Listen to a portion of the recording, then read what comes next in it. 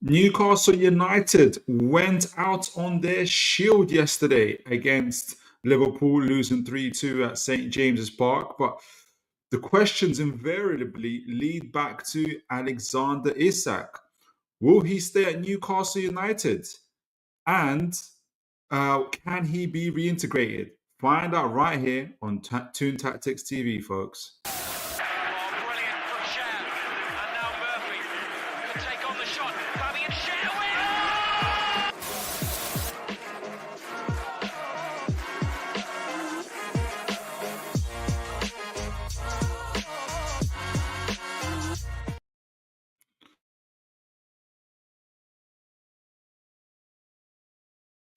I should have said the question is, will my camera work today? Answer straight away. But we are here today, folks, and another blessed evening to be here with you. It's always a blessing, always a privilege, actually, to be able to, even before I start the show, to see people already in the comments and already in the chats, and I'm going to be reading out those in a moment, and already seeing people already coming in and coming to watch and to listen to Toon Tactics TV today. As I always say, you could have been anywhere in the world doing anything else, but you are here with me watching Toon Tactics TV. So, guys, please do remember to like, share, and subscribe. Let me know how you guys are doing. What are you guys up to? Are you coming in from work, going back to go to work? Is it morning, evening, or noon, wherever you are? Do let me know. And tonight's show, we're going to start off with a match review for the Liverpool game, our performance there.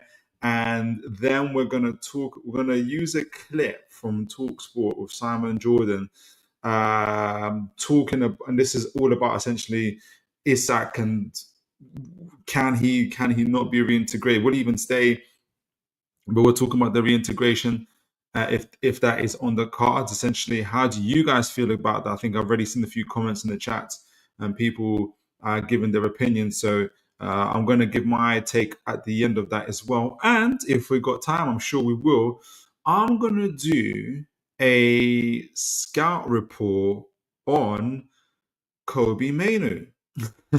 He is looking like the next 24 to 48 hours has been reported that he is exploring his options and his future is yet to be decided. And we know that Newcastle in different ways are looking for a midfielder as well. So I'm going to be asking you guys the question, do you rate Kobe Mainu? Even if you rate him, do you see him working out at St. James's Park, well, St. James's Park at Newcastle? Or even if you don't rate Kobe Mainu, but you think, hey, but he might still work at Newcastle, or you don't rate him and he won't work at Newcastle, we don't want him, do let me know. But I'm gonna read the scouting report on him and kind of give my 2 pence worth. And always want to just, as always, we're all gonna kind of bounce ideas together around him and see what we get. And obviously, talk about the other players we've been linked to. Jurgen Strand Larsen, obviously, we'll talk about his 2 goals today as well, and see where that is at, where that deal is at. Is it still on the cards? We'll talk about it. But before we get onto all of that, already we've got a number of comments in the chat as well. So I want to make sure I say hello to folks. A lot of folks already here. Davey Eddie, good to see you. God bless you. Hope you are well.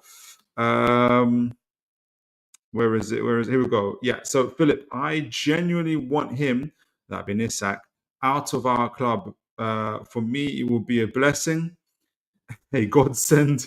He's just causing a terrible aura around our club. And you know what? A lot of people have those sentiments. I've seen a few people with those type of sentiments as well. So yeah, we're going to talk about it. We're going to talk about some more. I think my initial response is these things do pass. And bad auras turn into good auras. But I see where you're coming from as well. Good to see you, BT. God bless you. Good evening, Philip, and those in the chat. Yes, hello to the chat. BT says reintegration for Alexander Isak is considered a possibility. I agree. Yeah, absolutely. But it will require a pragmatic approach from both the player and the club.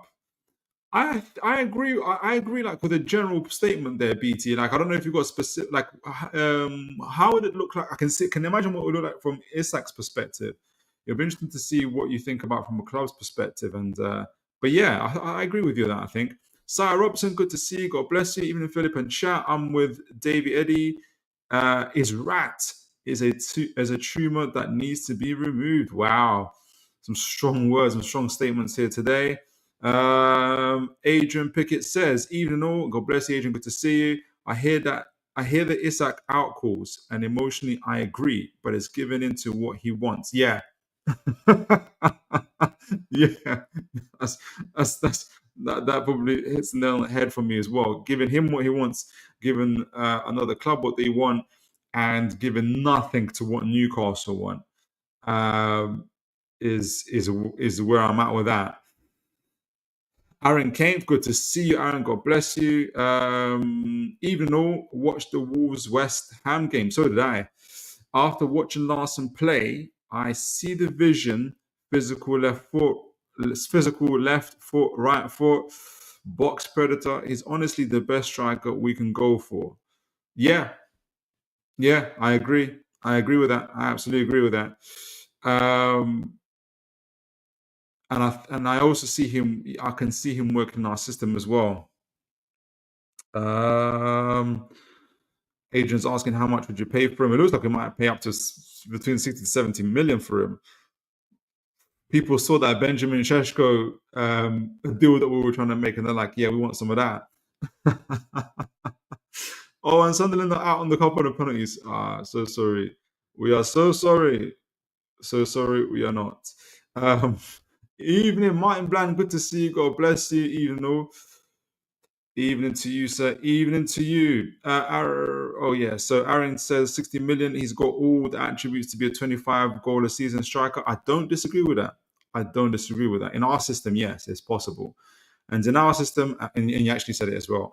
And in our system and the crosses, he will thrive. My only issue is him in build-up, but how can develop that? I agree. I agree with that too. I don't even think we need him too much in the build-up, to be honest. With the way the team is progressing. BT, but it's still a nice to have. It is a nice to have. BT says a swift return to form and significant contributions on the pitch, especially in helping the team, could go a long way in rebuilding his image and earning forgiveness.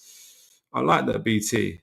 I like that. Jam Stasher says, any word on Tonali? I heard anything about him today? I haven't. I think I've read what I think is like a, what do you call it, a physiotherapist or whatnot. And they were talking about how typical shoulder injuries like that, depending on what it is about 2 to 4 weeks. But there's nothing official. I haven't seen anything official. If anyone has seen anything official on Tonali's injury, do feel free to share. Absolutely.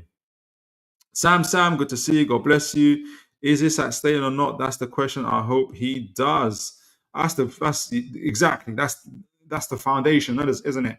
And we're going to talk about it. And I think it's somewhere in between. Samson, by the way, I'm going to be doing because we've got a good Man United fan here. We're going to be doing a scouting report towards the end of the show about Kobe Mainoo. So if you are hanging around, I'd love to get your take on Kobe Mainoo, because it looks like he's exploring his options. Correct me if I'm wrong. And I was just seeing if he's someone that would work at Newcastle. Jog, good to see you. God bless you. Jog, one time. How are we feeling today? Living life to the full, sir. Living life to the full. And Sam says, and Toon Tactics. Everyone, hit the like button, folks. Yes, please do hit the like button if you want Isak to stay. Oh, mate, people might not hit the like button. Then I might people just unliking if you like, if you're here, just if you're at the show, please hit the like button. Aaron Kane says, on Mainoo, I like him as an 8, but as a 6, don't think he has the attributes to play there. I'd rather go for Andre Santos, to be honest, but Mainoo is a good player. Yeah, I like the Andre Santos, but I was talking to Bobby Fairview about that, and that transfer doesn't look like it. I think not Man United. I think Chelsea really like him, which I don't blame them. Samsung says we ain't selling Mainu. Okay, fair play. I'll swap Mainu for Isak. You've got Sheshko. Why would you want Isak?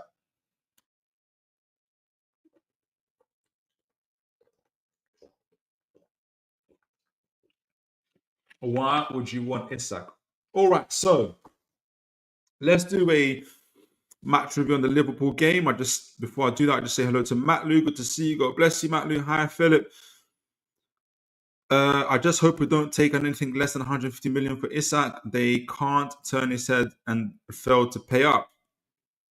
I think a good lot of people have those same sentiments, Matt Lou. A few people have those sentiments. All right, so before I go into the match review, which was the match analysis was very, very helpfully done by Jake Armstrong. There was others that I also looked at, Antonio Mango, as well as James Alcott as well. So I'll be bringing in some of the stuff that they said is all about the game, but I'm going to use Mr. Jake's analysis to help us. Before we go into that, though, I want to just read some of the stats into the game to kind of give us a kind of a general overview of what's been going on. So let me just share my screen.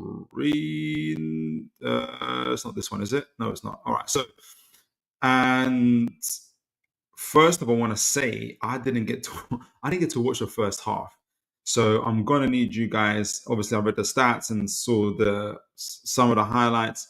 Saw what obviously the other analysts have said about it as well, but I want to get you guys' view on that first half as well. I've heard obviously Mr. Gordon got himself sent off, but from what I'm hearing and what I'm seeing, leading up to that first 35 minutes, he was playing very well in terms of his movement and his pace. But let me know what you guys think about Gordon's performance as well as the other players as well. But also, what I really love about hearing, not just from Newcastle fans, but really other fans as well. We lost 3-2, but we're getting a lot of credit for our performance and really kind of seen as the team that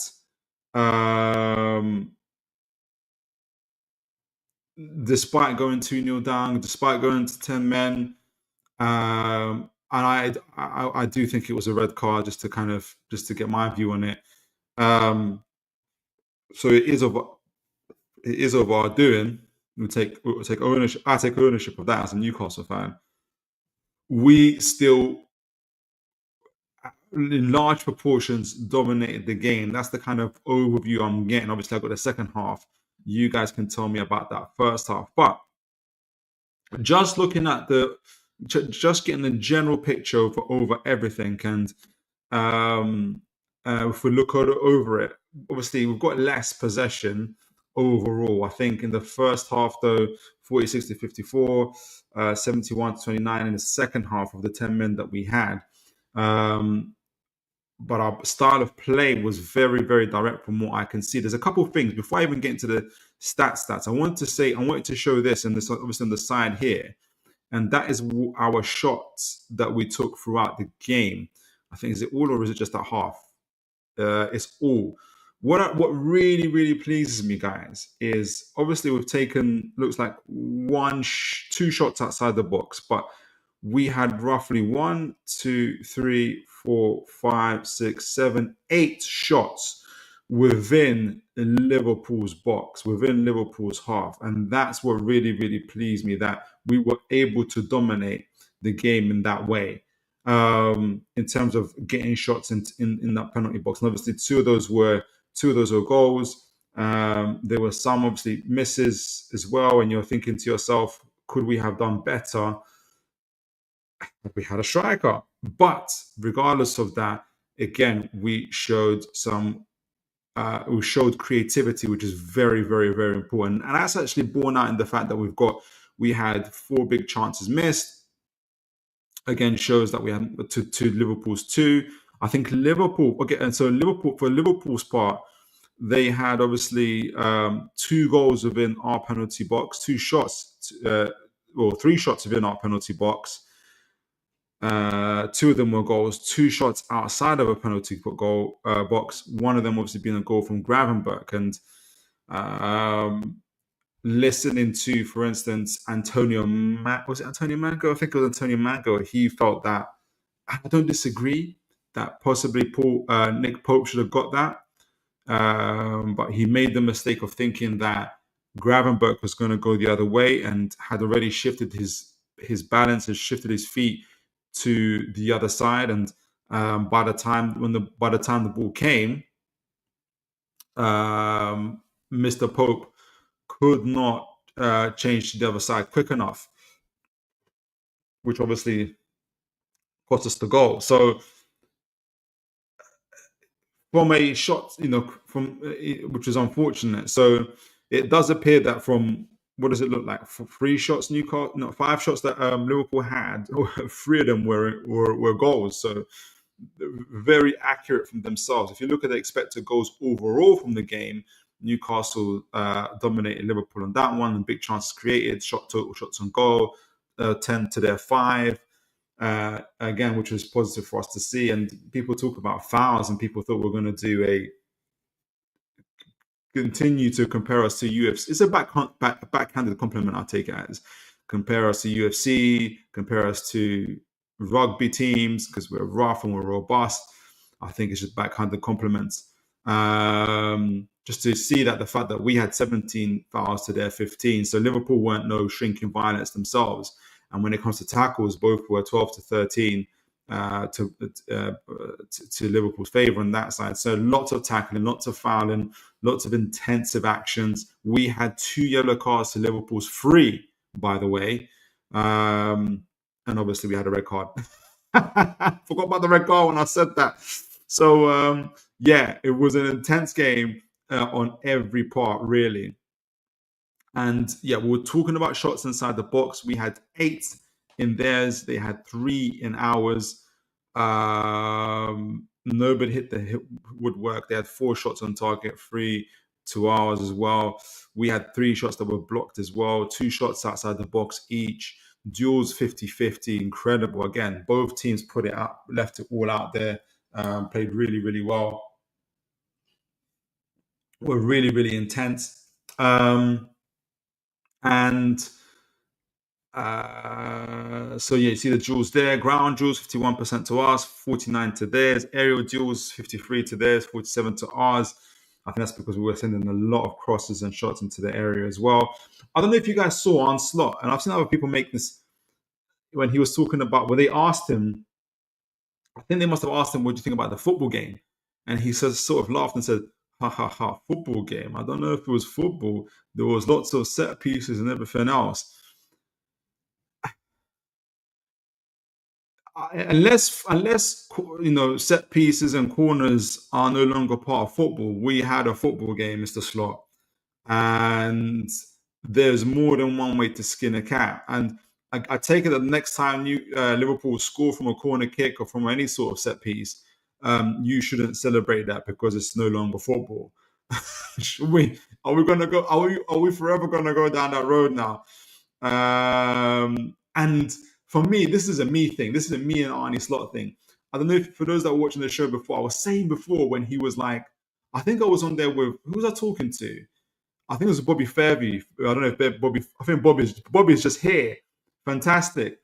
And I was saying I got this thing with Slot because now that he said that about the set pieces and obviously kind of alluding to the fact that Newcastle weren't really playing football. Now the earlier comment he made, I don't know if you guys remember the pre-match comments he made about when he said, "Oh, where are we playing again? Is that St. James's Park, isn't it?" I'm like, it's St. James's Park. You're trying to belittle us. So, Mr. Fairview, if I connect that earlier interview to press conference to the a post-match conference to now him saying that we weren't playing football, we were playing set pieces. I do think that Slot is which is fine, which makes sense, which is great. Is having his digs, is trying to put Newcastle down, and it's there. I'm not what do you call it? I'm not fooled by the smile and the gentleness in his voice. He's definitely having a dig. If that was Sean Dyche saying all of that in his way, we'll all be saying he's having a dig because Sean Dyche sounds like Sean Dyche. Anyway, back to it. So that's my two-piece there, though. I do think there's a little bit of a needle there. Fun at the moment. Fun. We'll keep it fun. We'll see how it is. Liverpool had more accurate passes. But again, we were far more direct in our approach in the game. We did have 22 to their 19 throw-ins. Obviously, Slot wouldn't like that because it's anti-football to have throw-ins. Passing to the final third, 50% to us, 70 to theirs, which you kind of expect when we went down to 10 men again. And again, speaking of long balls, actually, Liverpool had more long balls than we did. We had 6 crosses to their 2 as well, but Slot won't remember that because it's anti-football. Sorry, I'm joking. Defensively, tackles are fairly even. I'm very happy that we had 8 interceptions to their 0. And what that kind of indicates to me is good positioning from our team to be able to cut out passes, make the right blocks as well. And having the 10 men that we had, we were able to do that, which was really, really positive. 41 recoveries to their 39, absolutely unbelievable. For some reason, I can't see the sprints anymore. I don't know if Bobby's still here, but I looked on FotMob, I looked on here. We had the amount of sprints before. I can't find it anymore. I don't know if I have to sign up to something, but it's annoying. I'd have loved to see how many sprints we had as well. Again, because it goes towards our work ethic.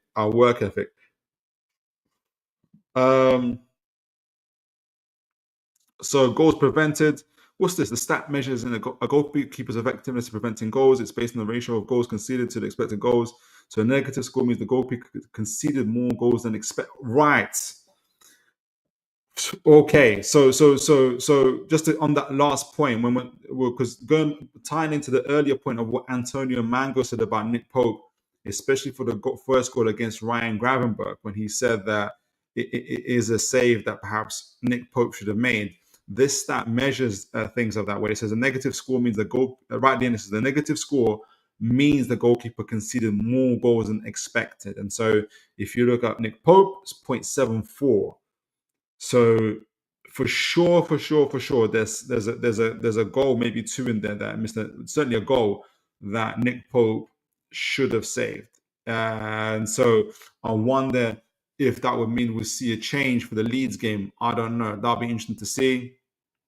Whereas obviously Alisson performed much better. So that's the overall kind of view as well. And the stats, like I said, pretty good reading in terms of duels won, the shots that we had, especially inside their box as well, shots on target as well. Again, all of this whilst of 10 men as well for the large majority of the game. An epic performance and effort from the team. And I want to, before I go into the kind of deeper dive into the analysis of the game, but also again mention the goalkeeping problems for us as well, I want to read your comments and see what you guys are thinking so far. What's your views, guys, on the general view of the game at the moment before we go into the tactical breakdown? And folks, we've got 22 folks in the chat. Always a blessing to have all you people here. Please do remember to like, share, and subscribe so the channel continues to go out to more people. Again, I think we had in the last, I hope I'm not wrong, but last week or so, we had 10 plus, 14, something like that, subscribers. And that's because you guys share the channel, you guys like. More and more folks see it. So please do continue doing that as you always do. And if someone can let me know how many likes we've got so far. Remember, our conversion rate is serious. So I want to be our conversion rate to the likes to the views is always massive. So let's keep that up. Aaron Kemp says Amarim doesn't fancy Mainu. The correct me if okay. So talking about Mainu there.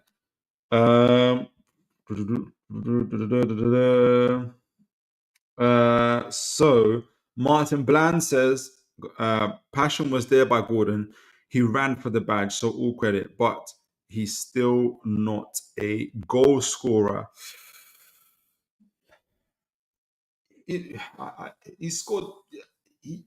I think I know what you mean, Mike. Like he's not like a striker. He's not a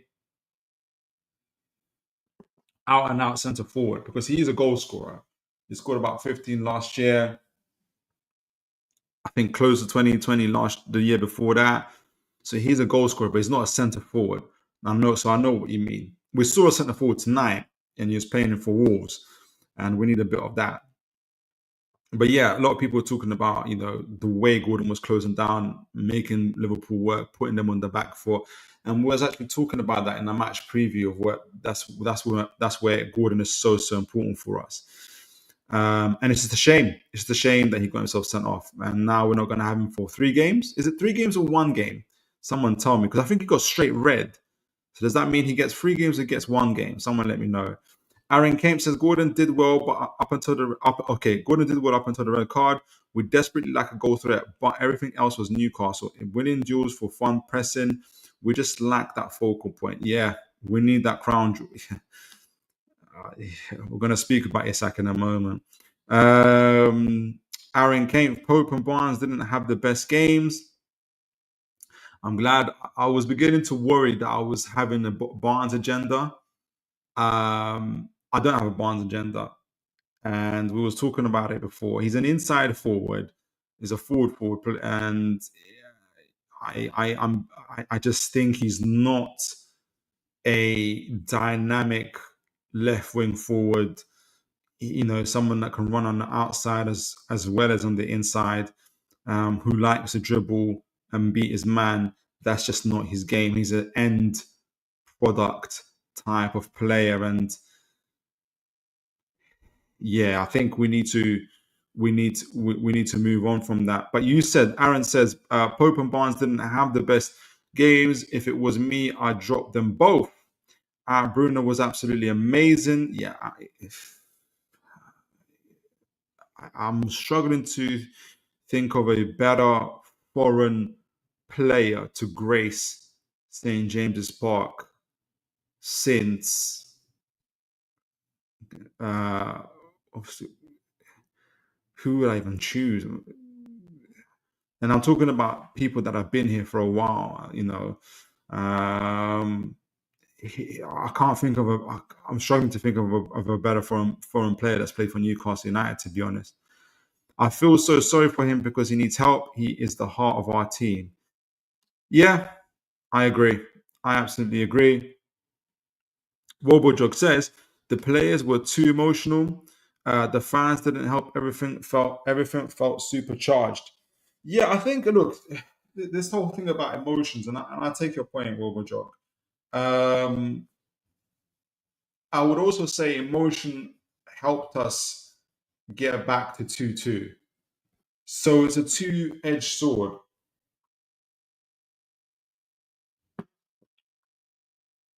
And it can be one where people take it too far and make the wrong decisions as well in the wrong moment.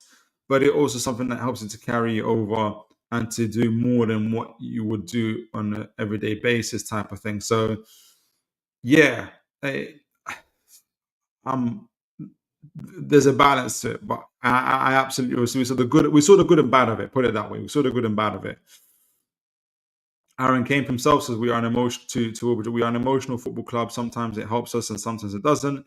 If we had a striker yesterday, we would have won that game and comfortably. Yeah. Bobby Fairview says, greetings, Philip. Big up to you, Mr. Fairview. Big up Newcastle fans based on title. I probably shouldn't stick around for this topic. You guys need some family time alone. Good to see you, Mr. Fairview. No, you guys are talking amongst yourself there. Slot said, I'm not too sure if I saw a football match today. Yeah, that's the comment. I'm not too sure if I saw a football match today. I did, personally. It was set piece after set piece and long throw. Yeah, like all the things that are part of a football match. You know, it's like someone saying, you know, you've bought someone a car and they say to you, I don't think I see a car. I mean, I see wheels, I see a steering wheel, I see an engine, I see a bonnet. Yeah, it's a car. It's a car, bro. You know, but he's not. If the reading between the lines, he's saying, I didn't see football, I didn't see technical quality, I didn't see, you know, that kind of stuff. You know, he was probably this close to saying he was watching a rugby game. And then I think he would have lit the paper even further for the next time around it comes around. So I disagree with him strongly. I think he just can't accept that, despite their victory when it comes to physically on the pitch, chance creations, you know, allowing a team of 10 men come back into the game after being 2-0 up. You're gonna say things to downgrade the efforts of the other team, right? You always have the choice to play the football that you want to talk about. And like I said, Mr. Slot, the next time you guys score from a throw-in or any sort of set piece, a free kick, you know, I expect there to be no celebrations from you, because it just wasn't football. I don't know what that would have been. Warbojog says, I was surprised by Liverpool's physicality. Didn't that come and thought they'd try to outplay, but no way they went for it.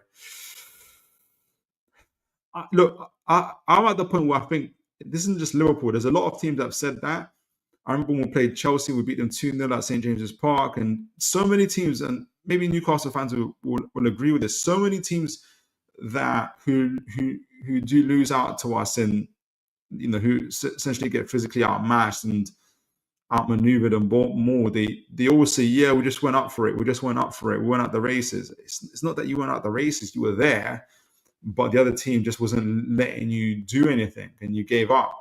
So in my opinion, I think Newcastle beat the fire out of many teams. But obviously Liverpool are a different class, and so they found a way to win. Bobby Fairview says it's weird. I can't find the work rate stats on Football. I know. That's what I'm saying, Bobby. Like, and it's not on. It's not on. It's just disappeared. It's like it just gave us a sample and said, "That's it. No more for you." I'm willing to pay. Like, if I don't know if SofaScore do that, to be honest. But those are great stats. Smokey says, "Guys, yes, please, guys, do. Good to see you, Smokey, as well. God bless you. Guys, smash the like button and subscribe to this channel." And hi, everyone. Hi to you, Smokey. How you doing? How you feeling after that game, Smokey? I'd love to hear from a Liverpool fan. Martin Bland confirmed. Yeah, 3 games, unfortunately. 3 games. It'd be great to have a centre forward by the Sunday, I'll tell you that. All right, so Wobodrug says, Power needs to reel in the emotion from the players, almost make them as apathetic as possible and just crow through the emotions. Not sure living on the edge like this is a good term, in my opinion. But being apathetic, who plays football as an apathetic team? That's a very difficult thing to do. I don't know if players enjoy playing. I don't know if each to their own, but I think every team plays like that. I don't even think PSG plays as an apathetic team. I don't know if you saw how they played against, I think maybe the balance we're looking for is to be able to harness that emotion for good. And actually, Liverpool, to their credit, are very, very good, very, very good at that. BT, Barnes was played through it on goal, but yeah. How that wasn't, I don't know how that wasn't a free kick. Barnes was played through on goal by Bruno, but Bruno, before he could get the ball, he was barged to the ground by Konate. This would have resulted in the second yellow card for Konate. So maybe there's the rub there.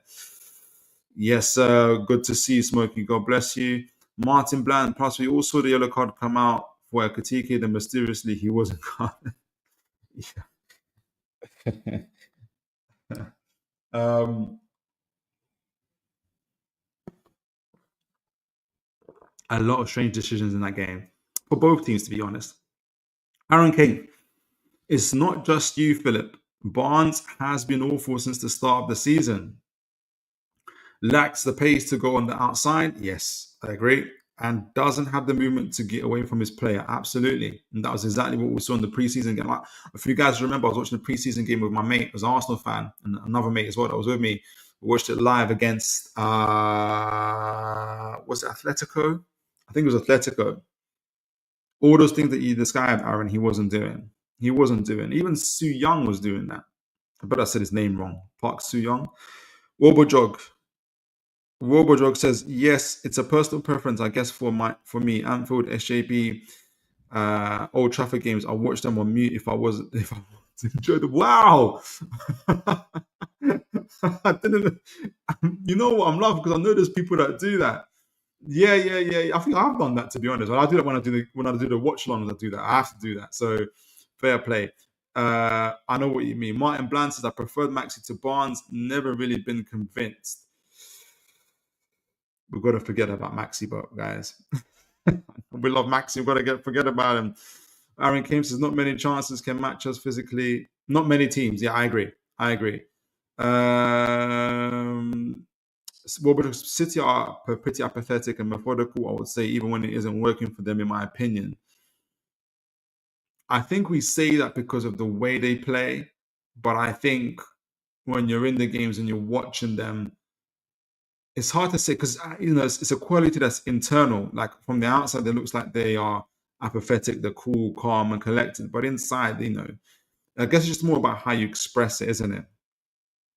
Smokey says, Philip, I have to say Newcastle deserved to win that game. Wow. Okay, wow. To win that game, we got lucky, bro. I thought we were playing with 10 men. Wow. That's incredible, Smokey. Smokey, really could. Thank you for your honesty there as well. Because I've only seen the second half. I've been quite reserved in saying that. But a lot of people were saying that Newcastle really deserved to get more out of that game. I'll take that from you. Smokey. All right, so let's do the tactical breakdown before we get to the meat of the matter of Mr. Isak and can he be reintegrated? So, again, credit to Mr. Jake Armstrong. And again, like I said, I'm going to tie in the other tactical reviews from Mr. Antonio Mango and from Mr. James Allcourt, who did really phenomenal jobs in terms of analyzing the game as well. Really enjoyed watching their content on that. So, as you know, this is Jake explaining, starting off with our lineups. Can I do this?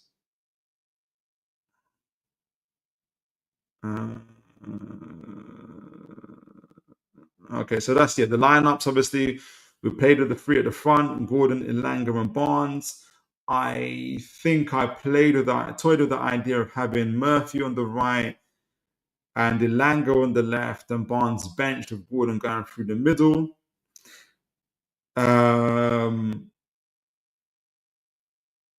But obviously, Eddie Howe kept to the same team. Then our impressive midfield of Mr. Bruno Tonali and Joe Linton played, obviously. Trippier held his right back spot, and Livramento went to the left back spot. Hall is still obviously working his way back to fitness. Burn, Shah in the middle, and Pope played. Liverpool played in their familiar 4-2-3-1. With Soboslai at right back. I think, who was it that was injured? Frimpong got himself a hamstring. Gravenberch returned. McAllister couldn't play because of the birth of his baby. Congratulations to him, and may God bless him and his family. So Gravenberch, Wirtz, and Jones made that midfield. And when I announced at the beginning to some of the guys on WhatsApp, they said, that Wirtz, Jones, and Gravenberch in terms of versus Tonali, Joe Linton, and Gomeres, it's going to be on Mr. Gravenberch's shoulders to hold that up. But I think, like I said, I always thought Szoboszlai would invert into that midfield area, which he did. and was very, very, very impressive in that game. And again, I think, and we said this, I think Bobby Fairview will remember this, the game was going to hinge on Gravenberch and Szoboszlai, but Szoboszlai especially, Gravenberch obviously scored a goal as well, but Szoboszlai, both of them were going to be absolutely key. And how are they going to play? I almost feel like, and I wonder if Mr. Fairview and anybody else is here, I almost feel like, in a strange and twisted way, the injuries actually worked in Liverpool's favour, because if Frimpong stayed fit, then would that have meant that would that mean that Szoboszlai not play? Who would have, would he have been on the bench instead? So that would have been, I think that would have made a difference to the game as well. It would have been a tough call for Mr. Slot, but in a strange way, like I said, I feel like those injuries made a difference. In a twisted way, made a difference for Liverpool. So Jake says it was 4-3-3 build-up with all the midfielders on different lines, making the shape more staggered and harder to press.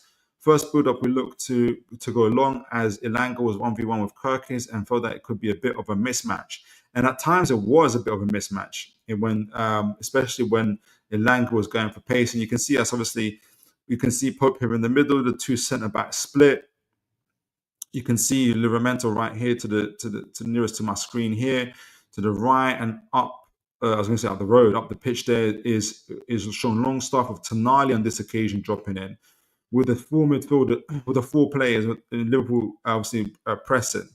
I thought our build-up play was decent as well. Who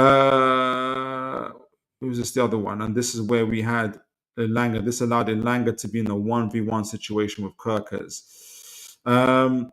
So it was a 4-3-3 build-up. So it was a 4-3-3 build-up. Yeah, so we talked about that. Jake says, we pressed with Barnes and Gordon in the front line. It was a full man-to-man press of Tino stepping up on their right back due to Barnes pressing their centre-back. Tonali man-mark inverts makes a lot of sense as well. And again, this is something that me and Mr. Fairview talked about. Will Newcastle do this man-to-man press? Because it's very, very dangerous against Liverpool, who are fantastic, phenomenal at one-touch passing. When we saw that for the third goal they scored, which essentially was one-touch passing, that worked into the final third. They're really, really, really good at that. And for most of the game, it worked. He said that it was, obviously we had Joe Linton here against Gravenberch. That was a hell of a battle. But Tonali against Wirtz, yeah, all day. And look how high Mr. Barnes is pressing up against Mr. Konate with Gordon on Van Dijk. And this is what forced Liverpool to go along. It's brave from Newcastle, but also we're capable of doing it. One thing, this is Jake Armstrong says, one thing I noticed straight away was us trying to exploit Kirkes with Elanga, as we felt we had a physical advantage over there. Not only in the build-up, but the final third as well. Trippier would pull wide to drag Gakpo over, which would leave Elanga 1v1 with Kirkes, where he was able to get in behind and cut it back. Again, back post across to Gordon, and Gordon Elanga 1v1 versus Kirkes here. So I think this is the initial part he's talking about. And I think this time in this picture, Langa's through the middle, and this is the ball going long. This time we're on the right part of the midfield. You can see Trippier's on the ball here. Gakpo is forced to go out wide because Gakpo's going out wide. Elanga's in a 1v1 situation with Kirkes. That's not a situation Kirkes wants to be in. Really, really high press from Newcastle. You can see Tonali pushing up. You can see, I think that's Fabian Schär here pushing up into Liverpool's half. And actually, if you see the average positions of the teams, you see that Newcastle spent, were quite high up during that game as well. Again, the ball over the top, over Kirkes. This is Lang going into the box as well. So a lot of pressing from Newcastle. This is again in the first half, 27 minutes. You got 3 Newcastle players in their box. Joe Linton just outside of it. But in Liverpool's half, we've got 3, 4, 5, 6, 7 Newcastle players in Liverpool's half, forcing them to come back. They had 1, 2, 3, 4, 5, 6, 7, 8, 9, 10 Liverpool players back as a result of that. So Newcastle very, very, very, very brave in terms of how we approach the game and pressing up against Liverpool. So I'm immensely proud of that. We don't play scared. We play with bravery by the looks of it. Okay, so Liverpool. So Jake says Liverpool are fairly direct in. Liverpool are fairly direct in build-up, which surprised me. But they really fancied themselves on Julian our RHS. I think he means, is that our right? No, what's RHS? Someone let me know what RHS is. I'm assuming it's like a centre back. They had a height and physical advantage of Ekatike and Shah and Gakpo on Trippier. That makes our right hand side, yeah, on Julian, our right hand side. And actually, we talked about it again with Mr. Fairview, is that not Newcastle, Liverpool focused on that left side, which they did. So to their left is our right. So it makes sense. It's not unusual, which I felt we dealt with okay. So you can see again Liverpool on that left hand side of Gakpo, with Wirtz, with Ekatike, adding that physicality on that left side as well, trying to force their kind of will on that side of the pitch and pushing us back, trying to get in behind as well. So we talked about that. They did that against Palace as well. Then we go on to say positioning of Salah is very interesting in Liverpool's press. He was sat between Tino and Burn. So they were able to apply pressure to both centre backs, whilst one of Vert or Ekatike would shadow mark Tonali. This meant Tino was our spare man in the build-up, which we were able to access via bounce passes from Joe Linton. So let's see here. Where are we? Where's Salah? So Salah's right here. He's in between our centre backs there. And you can see them, they're pressing up against us as well. But we allowed us to have essentially almost like just a bit of it seemed like their press wasn't as good because Salah wasn't really pressing us as intensely as he could have. And it allowed, for instance, in that case, Joelinton to get back, to get the one touch from over Gravenberg. And I think that's Gravenberg trying to close down Joelinton. Joelinton lets off that one pass to Tino. Tino's able to carry the ball into their half. Salah's chasing, but Salah's not going to get get anywhere near him. Barnes is just right in front of him. Gordon there. Tonali's there, and the attack is already set off. So yeah, looks like we played well from out the back as well. Going to read your comments in a moment, guys, as well, to get your take as well. Where are you? So very aggressive. 4-5-1 out of position as for Newcastle United, constantly trying to put pressure on the ball. Liverpool have many players shifting between our lines and in front of our midfield line. Even Gravenberg was sitting between our lines. Liverpool were patient and just waiting for the pass lanes to appear. Their midfielders are constantly moving and rotating, just trying to confuse our defenders and midfielders. But when they did find them, we stay disciplined and drop deep quickly. We shift from our mid-block so effectively. Yeah, and we've had lots of practice in doing in shifting from into our mid-block from the previous season. This is something that we've done straight away. Once any team progresses through our front lines like this, my camera's gone off as well. I didn't even notice. But once teams get in between our lines like this, they are. We always go into that defensive midfield sub, and it works phenomenally for us. And we learned it from last year when we had to be quite pragmatic on our approach to the league because of all the injuries and everything else that we had going on. There I am back. So, and we've taken that up into this year, and I think we're probably going to continue with some of that as well going forward because it's worked so well for us. And as we get more players integrated, we'll do a lot better. So you can see Liverpool here, they get the ball in, they get the ball in between our lines, and straight away our team our players rush back to go into this low block now into those lines. We've mastered this really, really, really, really well, in my opinion. So okay, so that was the part that we were doing really, really well. in that 4-5. No, take that off. They're going to get me into trouble. Sky going to be like, no, you can't do that. And that's the goal that they showed. So Liverpool went 1-0 up, annoying goal to concede. And again, Jake, so it says annoying goal to concede, a sloppy throw from Trippier, and a bit of a mishap in midfield where both Bruno and Tonali got over to tackle Jones, with Trippier also being over there. Joelinton gets stuck with either jumping into Gravenberg or following Wirtz. Bruno ends up being late to come across, and a fortunate deflection leads to the goal. Very frustrating. It's interesting how reading, like when you read the report from different analysts, obviously this is Jake Armstrong, and you read Antonio Mango and Olcott, they all have like similar but distinct takes. Like for James, it felt that there was nothing wrong with necessarily Trippier's throw. It was more to do with Joelinton not wanting the ball, and that's why Joelinton got dispossessed. And for Antonio Mango, like when even though all of that happened, Newcastle still had a lot of men behind the ball, were in a good defensive shape, and it was more Pope. Pope should have made the save. So it'll be interesting to see how Eddie Howe perceives it. That's what matters. How does Eddie Howe read that particular situation? Liverpool, and then Jake goes on to say Liverpool continue to go long on Trippier and Shaw. Obviously, they want to be able to capitalize with Ekitike and Gakpo's height and physicality. These guys are going to get me into trouble with these highlights, man. Gosh. They go, obviously, we saw Liverpool go 2-0 up. How will be fuming with this one, says Jake Armstrong.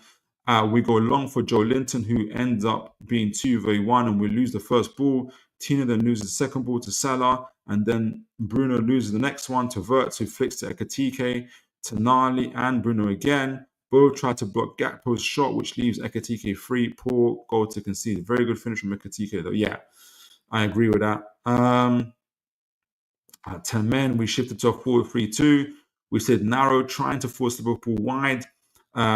We could use the line by line to make up for our lost man. Really tough job for Elanga, who had to both press the fullback and the centre back, which leads to a lot of running. And it's safe to say he'd done that outstandingly. Elanga found himself tracking Kirkers into our box. That's how much running that he had to do. Elanga had to do a lot of work when that happened. When we had to play in that 10-man for CC, Elanga right at the top here, he's running there, he's having to run wide, and sometimes he's having to track back as well, right into our line. So you can see it here, he's having to go all the way back here as well. Phenomenal, and he's all the way back in our box as well. And I think this is what led maybe to the third goal, where we're going to skip into that. Obviously went 2-2, brilliant. Osola obviously scored himself, did really, really well. Who equalized for us? I didn't know. No, Bruno scored the first one from a throw-in. I know Arne Slot doesn't believe in throw-ins and it doesn't count that as a goal, but it's, throw-ins are part of the game. And so Bruno got us 2-1. Then Osola got himself a goal. A really good, by the way, I felt. And I go to the chats to here, but I don't know what you guys think about Osola's goal. I thought it was a really good striker's instinct.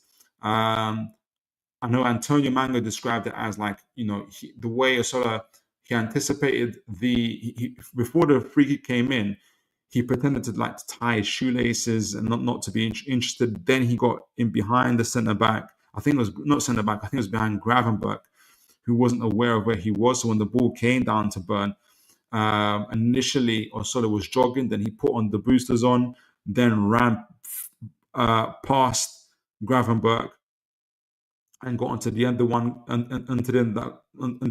the ball and hit it low and obviously scored goal. So it shows some really good striker's instinct, again keeping himself as close to between the posts as he could. So has Osola announced himself? Could he be a viable option this Saturday? I wonder. That's what I'm wondering. I thought it was a really, really good striker's goal as well. So I want to get it from you guys in terms of what do you think about that. Obviously, we got to 2-2, and just before we finish it off, obviously we've got the young man. I think it's Namoa. I can't pronounce his name properly, but it's the one touch football that Liverpool did It went to our right side. There's a number of different reasons, number of different things we can say about who's to blame for that. Was it uh, essentially Gordon? If Gordon was on the pitch, he would have been able to mark at least one of the centre backs as well. They wouldn't have been able to move it so freely to that right hand side. That would have given I forgot which centre back it was, because some of them were having to mark two people instead of one. Was Malik Chow not quick enough to step out onto Salah? Or was it Salah to Chiesa, who got the ball off to Salah, who got off the one touch pass to Szoboszlai, which meant that Tino Livramento was out of position. And just before that, Tino was actually begging for Elanga to come and mark young Namo, who's behind him, but Elanga just wasn't.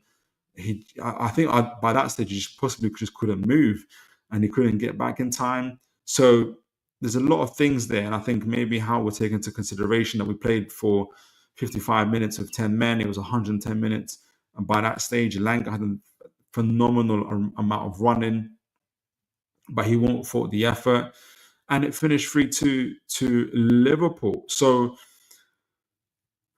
from a tactical level, I felt that Newcastle, Eddie Howe obviously did really, really well, as best he could against one of the best teams in the world.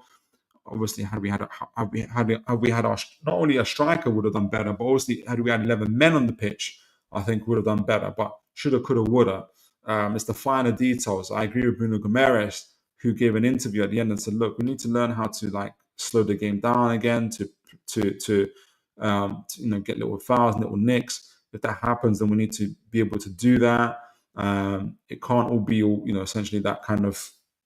We've got to be smart in those type of situations as well. So there's a bit of that. But again, Liverpool are phenomenal, and even though they had 2 shots in our penalty box, they still won the game. And I think 5 shots overall, 3 of them are goals, and that's what champions do. And so, but on our end, in terms of literally almost every other aspect of the team, we outworked, we outplayed in a lot of games. We had a practical way of defending as well as we usually do. We had some outstanding performances from people as well, and some performances that need improvement from the likes of Pope, in my opinion, as well. And so overall, like a 8 out of 10 performance, 9 out of 10 performance from Newcastle United. And fair play to Liverpool. I think also, interestingly, last year, folks will remember, and I'm going to go to the chats, is last year we won games that we weren't playing well. This year, it looks like we're playing well, but we're not quite winning the games just yet. I think that's why the Leeds game that is coming up is going to be absolutely important for us to get it over the line. So I'm proud of the team. I'm proud of the boys. Eddie Howe, all the staff, all the guys, we did absolutely phenomenal. The crowd, the tempo, the atmosphere that was set was absolutely phenomenal. So I'm super, super proud of our club. So before we get to the chat, I'm going to get myself a drink of water. But let me know what you guys think. What was you guys' impression of the game?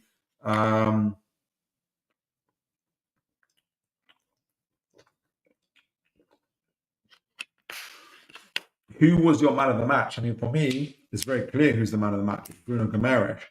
It's either Bruno Guimaraes or Dan Burn. And really, it was between them as to who was our player of the season last year. I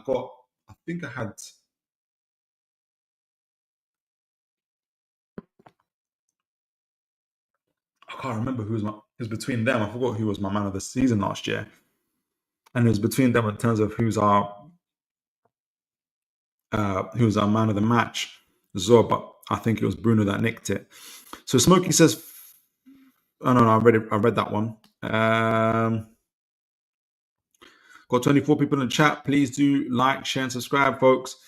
Martin Bland says, "I was quite proud that the first 5 fouls and 2 yellows were Liverpool and not us." They're not going to talk about that, Martin. Did not expect that restraint. I think that's because it was so intense and playing with that as much as we could in Liverpool's half. I think that's why we got the 5 fouls and the 2 yellows. Davey Eddie says, I feel Gordon really has his mojo back. I agree. Stupid challenge, of course, but if we can get the centre forward position filled, I would put Gordon out wide on the left and use Barnes as an impact sub. Yeah, absolutely. And I think that'll be the plan going forward. Absolutely, I agree with that. Missed one there. I think it was Bobby Fairview says, Philip, why wouldn't Barnes and Gordon switch positions? I thought Slot risked putting a midfielder at right back because he knew Barnes would be narrow. Yeah, I agree. Why wouldn't they switch positions? I think a good reason for that is mainly out of without possession. Gordon is our best presser, so it's best to keep him there instead of Barnes. And so in that centre forward place, better to have Barnes. Gordon can't be everywhere, unfortunately. He's better at pressing. He's better on the ball than Barnes. Better at dribbling on the ball. The Barnes is faster, and so I think the key element for Barnes is probably just about the end product in terms. But even that, I don't think if it is higher than Gordon's. I haven't checked it recently. It can't be that much higher than Gordon's. So I don't think they swap that much. Is because just I see Gordon is important for us at the moment as centre forward on the ball, but he's also very important for us off the ball as well. So I think maybe that's why you don't see the same fluidity. In my opinion, I think maybe a different question might be is why don't he swap with Elanga? I think that might be another thing. But then again, Barnes really doesn't like that right hand side. So I think the better question is why don't you just play Murphy on the right hand side and put Elanga on the left? I think that would be the solution. Great question there, Bobby. Smokey says, Philip, I think if you had Isak in your team, if we had Larson in our team, speaking of Larson even, last night you would have won that game. I don't know what he's playing at or what's going to happen to him. And that would be a lovely segue. We're going to talk about him in a moment, Smokey. I absolutely agree with you. Aaron Kemp says, if I'm being critical of Eddie, Barnes could have been taken off earlier or sort of maybe introduced sooner, but other than that, can't fault him. Yeah, and that's just a fair way of saying it, isn't it? It's difficult to see, obviously, how Eddie sees the flow of the game and when to put those subs on and what to do. At the end of the day, he was 90 seconds away from glory, really, as well. But I see what you're saying, and it sort of had the impact. That goal would have done him an absolute world of good. Absolute world of good. Like the way he scored, that was for me, that was a proper centre forward finish in the centre finish, a goal in the sense of like everything that led up to it, what he did to get into that position, how he timed it, how he made sure he's not in the eye line of the defender. At the time, I think it was Gravenberg, how he kept the ball low, kept cool, kept the ball low, didn't blast over the bar. I think it would stick, that image and everything that he did to achieve that goal would stick in his mind. If I were him, I can't wait for the next game. I think he probably has a high chance, a very, very high chance of starting that Leeds game for us. Well, unless, hopefully we'll buy a striker by then, but we'll see. Kim Cam, good to see you. God bless you. Evening, Philip. Evening all to the Toon faithful. Absolutely. Wobojog says, where are you? Here we go. Wobojog says, I think it was restraint. I don't think it was restraint. I think the ref pooed the bed and couldn't handle the heat in the stadium. Him and his team buckled under pressure, in my opinion. Am I missing something? Is that in relation to Barnes getting fouled, or let me know which one you're referring to, because I don't think I disagree with you, but I think we might be different. We may be thinking of different incidences. World of Warcraft noob, God bless you. Good to see you. Great name, by the way. Gordon can't be everywhere, but he tries. Yes, absolutely. That's exactly it. That's exactly it. Adrian Pickett says, Isak doesn't press as hard as Gordon. I don't think there's many players that can press as hard or as good as Gordon, though, and starts ahead of him. He does start ahead of him because everything else is on the verge of world class. that's just the reality of it. Like he is Isak is that good.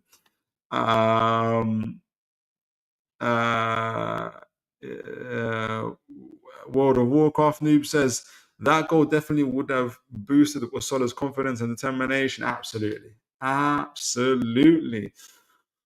All right. Wobajog says Osola should have started ahead of Barnes. Yeah. Have Gordon and Elanga run the fullbacks. Yeah. Okay, I see what you're saying. Drop Pope for Ramsdale. Yeah. Hindsight and all of this. Yes, hindsight is absolutely lucrative, isn't it? Dropping Pope. I suggested that when we were doing the pre-match game, I think with Mr. Fairview, but Howe was unlikely to. He had a clean sheet against Villa. I don't think Howe would have done that. But then obviously this game against Liverpool, and I think he's definitely culpable for one of the goals. He could have done better, absolutely. And Osola has definitely put himself a lot more higher in Eddie Howe's thoughts than maybe where he was before the game as well. And I think there's even rumours that Osola could possibly be loaned or sold to Leverkusen by Leverkusen.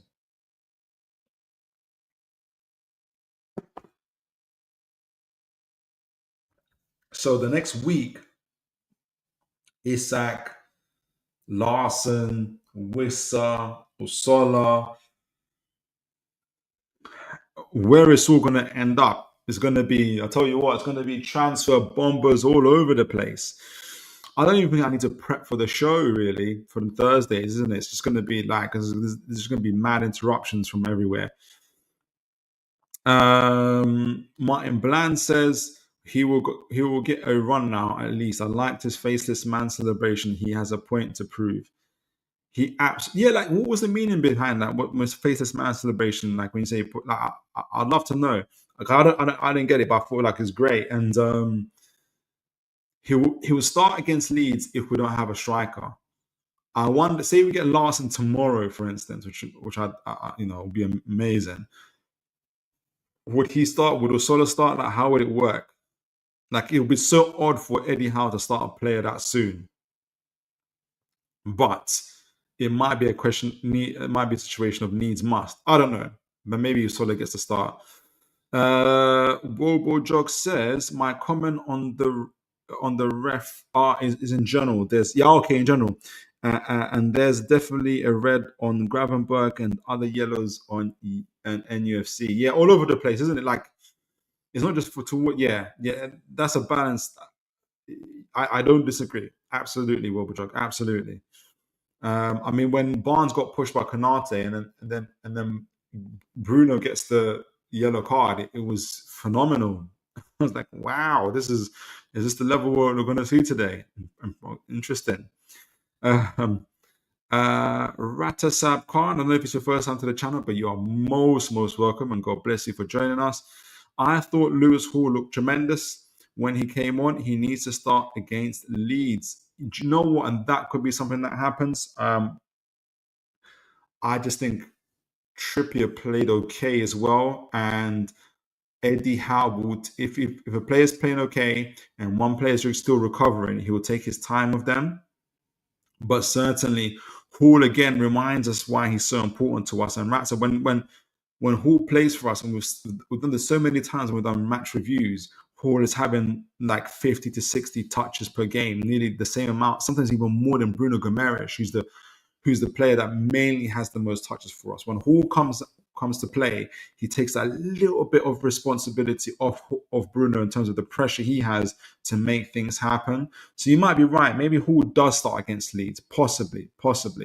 Though I think because Trippier played okay, Howe may delay that change, and he doesn't like to change his back line too soon, especially if he decides to change Pope for Ramsdale.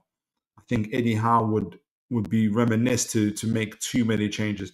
Change Pope for Ramsdale. Change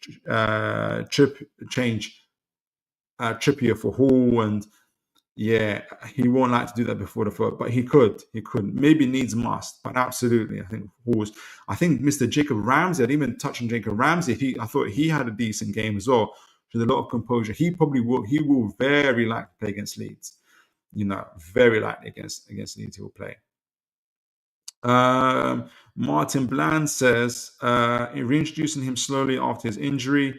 He's definitely our left starter, but kid gloves. Yeah, absolutely. Exactly what I said. Yeah, exactly. I said it even better, more concisely. He will take his time with Hall. He will see the long-term vision for Hall. He is our starter. Like, undoubtedly, he's our starter. World of Warcraft Noob says we should not let Osolo go so easily, in my opinion. Well, yeah, especially with that goal. Newcastle have some decisions to make in this transfer window. We have some big calls to make, massive calls to make as well. We really, really do. I don't know if my channel's playing up, but somehow we've gone from 26 people to 79. I'm not complaining. Welcome to all the folks that have joined us, and God bless you. If it's your first time to the channel, you're thinking, what is this? I never know there's a Toon Tactics TV. Welcome. God bless you to the show. Whether you're a Newcastle fan or not, you're welcome to stay. Watch our tactical breakdown. Watch the game. Watch the game. The tactical breakdown. We're just about finishing that. We're going to be talking about Isak in a moment as well. Can he be reintegrated? Will he stay? That is the question that we're all asking, and we're going to be talking about, and we're going to get you guys' point of view. But while you're here, please do like, share, and subscribe. It is absolutely phenomenal to have you guys on the show today. Kim Cam says, despite his form, Gordon's heart is at the Toon. Absolutely it is. Not like Israel. I will give all his faults for his commitment. Well, it's a nice segue. We're going to get onto that in the moment. I'll give a few. Oh wow, there's way more than I thought. As always, there is. I will give just 2 more minutes on the chats, and we'll go on. And we're going to talk about Mr. Isak and the possibility of reintegration. Wobojog says, "How should make those calls? That's why people like him, and Arteta gets paid well and rightfully gets stick when they are risk averse on their approach." Yeah. I see what you're saying, Wobojog. I think we just know. Okay, I know, and I think from how folks have been saying in the chat, Eddie Howe is. I don't even think Eddie Howe is risk averse. I just think he knows his team and he knows his players, and he's not pressured. He's not knee jerk. When he makes the changes, and he can be ruthless of it. So every player knows that. Ref was inconsistent, absolutely.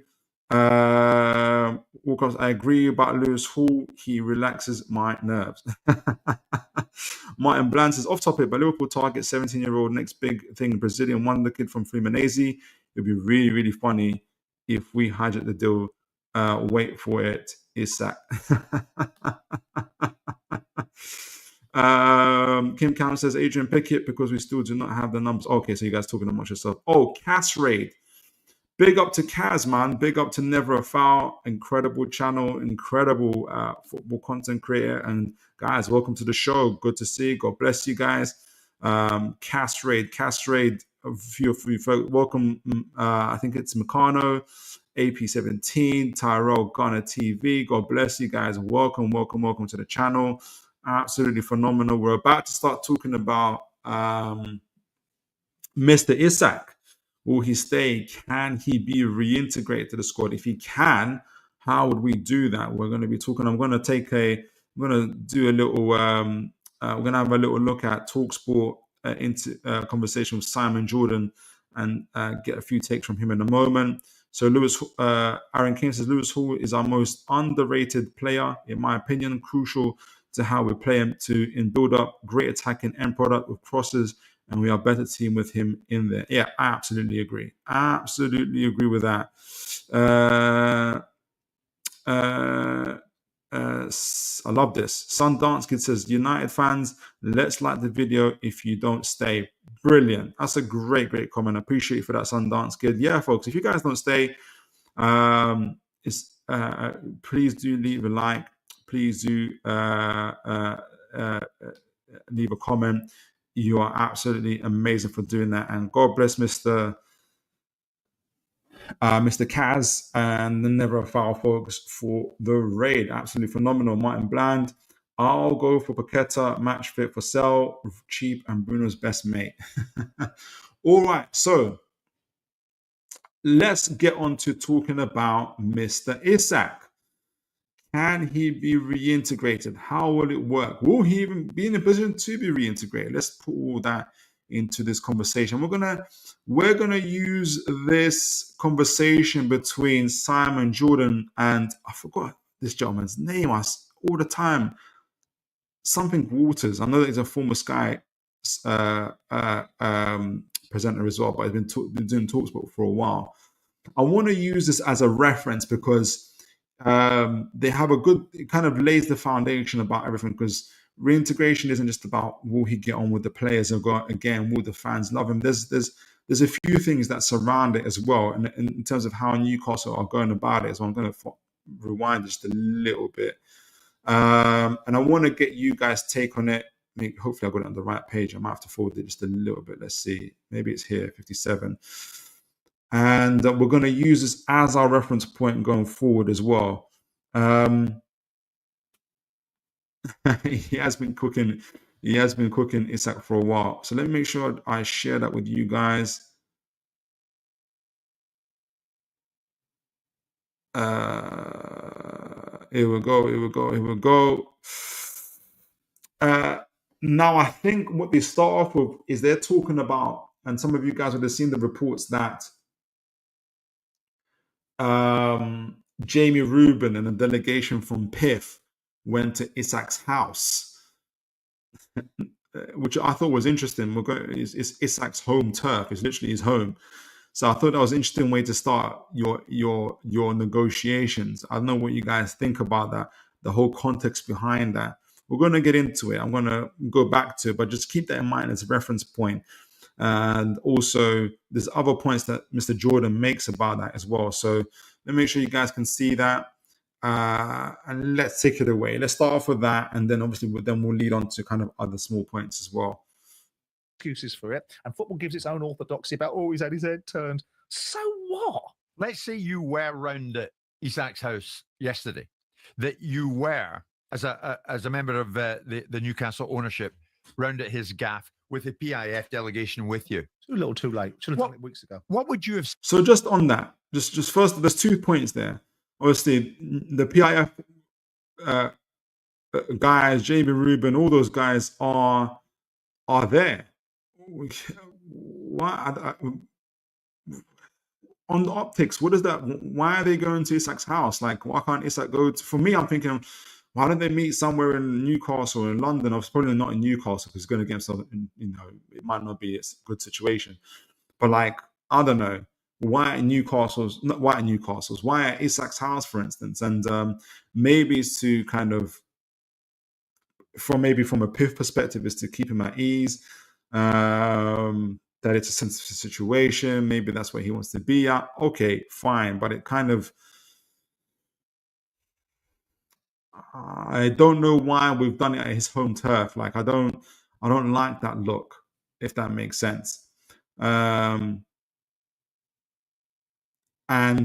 the other comment Simon Jordan just said there is too little, too late. We should have done this at the beginning or just before the transfer window started, and that'll be my take on that. And I agree. But we had no sporting director because he left 2 days into the window. And God bless Mr. Eels. Obviously, he's got blood cancer and he couldn't be there either. So, but maybe couldn't Jamie Rubin? Can anybody else step up before that? But until we know more of the story, because by then even Isak was still going to. He went to that away trip of the team at the time. When they were doing the rafting as well. So maybe things were okay by then, but this should have been done earlier. Either way you look at it. All right, so that's that first bit, and Jordan continues. Said to Isak, Well, it doesn't matter what I'd have said at that instance, because what should have been said was much earlier in the chain. which is what? Well, we are Get your not, tail into training. do your job, son. Do your job, or find out the consequences of what it means. You know, we have the ability to set you metaphorically on fire. We have the economic wherewithal and the strength of belief in the values of our football club. So Marinakis does that very well. He does the metaphorical "you're on contract and you're going to stay on contract. You're not going to leave anywhere" very well. And what Jordan is talking about is our owners or the delegation that came over should have done this earlier. Should have set the situation a lot earlier. Now, he does concede that towards the end that we don't know what was happening behind the scenes. Maybe these are the type of conversations that were had. Hence why Mr. Isak didn't end up going to the tournament in the first place and doing stuff like that. But we won't know. We'll just let them carry on for a little bit more before we move on to the next point. To tell you what you're going to do. It's very simple. You can do it the hard way, or you can do it the easy way. And the easy way will be to operate at a higher level than the one that you're operating at now. Be under no illusion who you think you are and where you fit in the food chain. It's not the Bob Lord mentality of you're a serf and I'm the land baron. It's an equitable exchange between a player that signed a contract, that signed it because he wanted it, that's got 3 years left to go on that contract, and a club that might be prepared to sell him, but not on his terms. And I think that's the important part for me when we're talking about it, and when we're talking about Isak and we're talking about the situation and whether to sell Isak or not. And somebody else, and even, this isn't just like Newcastle. We had a few Newcastle fans already saying, you know, he's bringing a bad aura, bad energy, and everything else, which is true. But we cannot sell Isak on Isak's terms. We cannot sell Isak on not just on Liverpool, but any other club's terms. Isak, the sale of Isak or any player of Newcastle United has to be done on Newcastle United terms. And as it stands, we need 2 forwards and anywhere up to of 150 million for Isak. So it's going to be, that's going to be the case for Newcastle United. And I think that's the main situation. And what relating it to reintegration is if those terms are not met, for instance, say we only get the one striker when Liverpool if you read Ben Jacobs, are only willing to go up 10 million high, up to 120 million. You know, if Isak still wants to kick up a fuss, should Newcastle get that one forward in, our position remains the same. Like, we've only got one forward. We haven't been able to get a second one. The offer that Liverpool gave us is not much further from being the derisory offer they gave earlier. And so that's all going to play a part in how or if Isak is going to be reintegrated into the squad as well. If he comes back and says to us, hey, 120 million, that's more than enough, that's more than generous. I don't think it is. You know, and I don't think the club thinks it is as well in the statement that we've made. So that's my opinion on that. Let's see what you guys are saying. We'll go a little bit further up, and then they move on to us talking about essentially how do Newcastle begin to facilitate a potential reintegration? How would it work? So let's see what they say here. Make sure you guys can see that. Yeah, you can.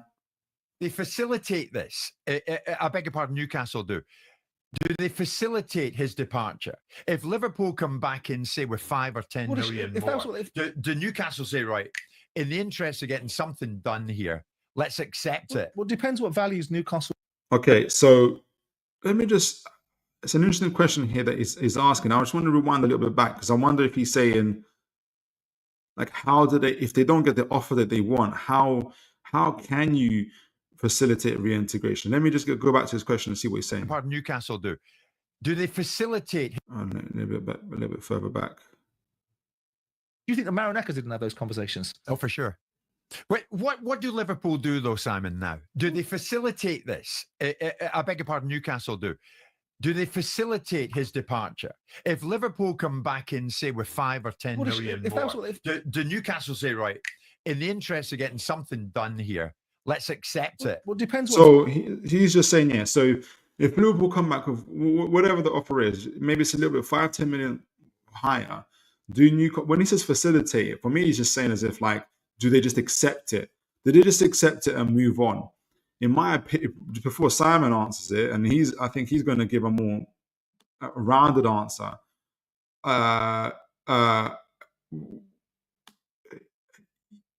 No, they shouldn't just accept it. If we've already made a statement about what it would take, that Newcastle and the owners have a duty to the club, to the fans. We're aware of Isak's interest in everybody and everything else like that.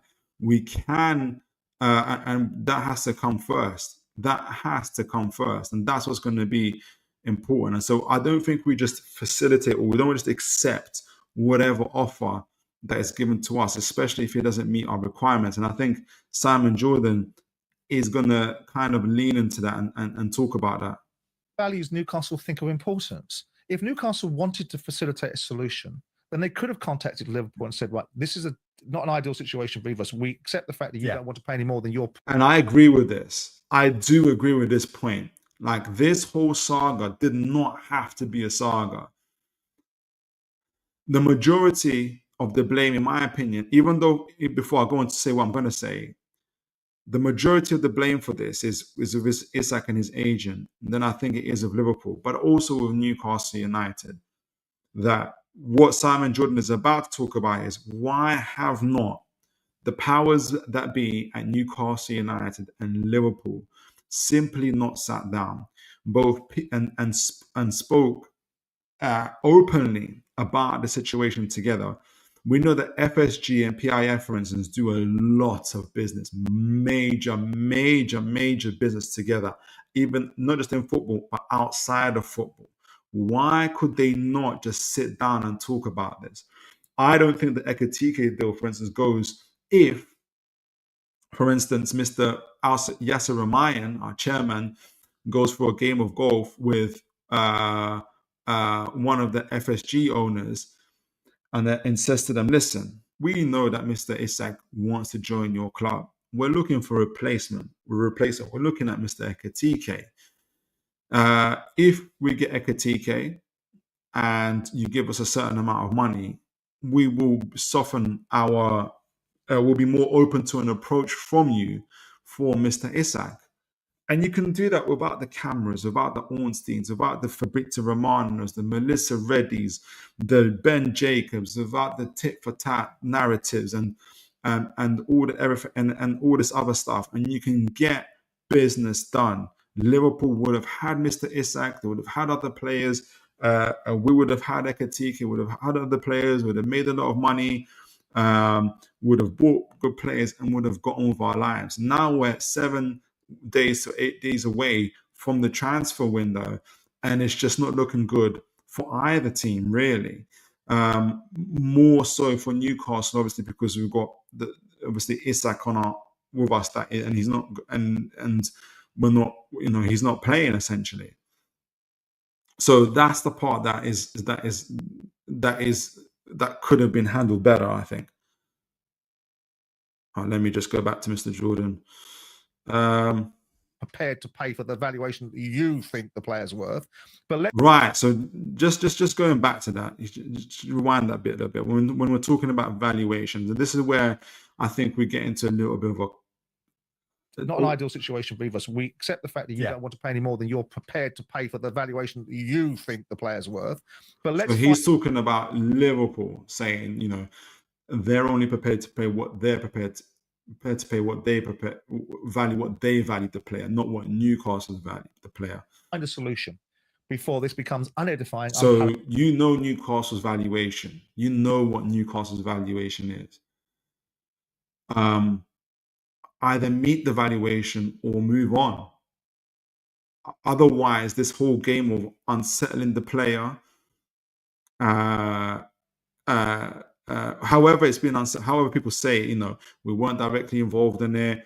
Just because we like a player doesn't mean, and they are getting unsettled, it's not our fault. And there's truth in that. However, we are at this situation. We are in a situation where the player, for whatever reason, is unsettled. You have to make your intentions, especially for longer term relationships. You have to make your point clear. Are you going to meet the valuation or are you not? It's not a case of, well, if Newcastle open the doors are open. You can walk around, you can sit down, you can have a porridge, you can have a tea, you can have a coffee. Let us know. But it's not about, the doors are already open. They couldn't be more open, right? You know our valuation. You know what it's going to take to make it happen. Why, unless you think we're just going to bend over because of Isak kicking up a fuss right now, it's not working. It's not working. We're not budging on it. Well, nobody wins. Let's have a horse trade about, maybe we can put a couple of players in. Maybe we can take this player. Maybe we can take Cody Gakpo in exchange if he wants to come. Maybe we can do a bunch of things. But the fact that Newcastle don't appear to have engaged from that perspective and shifted the owners back on Liverpool, if the media-facing perspective is the reality of it all rather than the behind-the-scenes machinations that often go on, then Newcastle have left themselves. But the irony of it is Newcastle doing this. So just better communication between the both of them. And we move on to the last part, and I'll get you guys' views on these things before I kind of give my conclusion on it. They talk about it. Will Newcastle United, if the move to Liverpool does not happen, will Newcastle fans accept Mr. Isak back into the fold? Please, folks, do remember to like, share, and subscribe as well. It'd be great to have you. So let's just see this. And this is what I'm going to get you guys' points of view as well. And I wish I knew how to do a voting system on this thing. I have to learn that because I'd have loved to see what you guys think as well. All right, so let's see what they say. Will Newcastle fans accept Mr. Isak? Should we begin the process of reintegration? In buying their football club, irrespective of the background noises, the reason why they might be politically challenged by that particular decision. They weren't, and now these same Newcastle fans are slightly. So let me just rewind that a bit. So we've lost a little bit there because I know what he's talking about, but you might not be. In Thobes 3 years ago, because we had. Let me just rewind that a little bit further. Come on back. Depends what they're sold. I have to move it back a little bit further. Here we go. People can reintegrate. Do you think these Here we go. proud Newcastle United fans in that stadium last night would welcome him back? Depends what they're sold. I mean, okay, I like that first part. The question is, do you think Newcastle fans would welcome him back? And the first thing Simon Jordan says is, it depends what they're sold. And what is important is that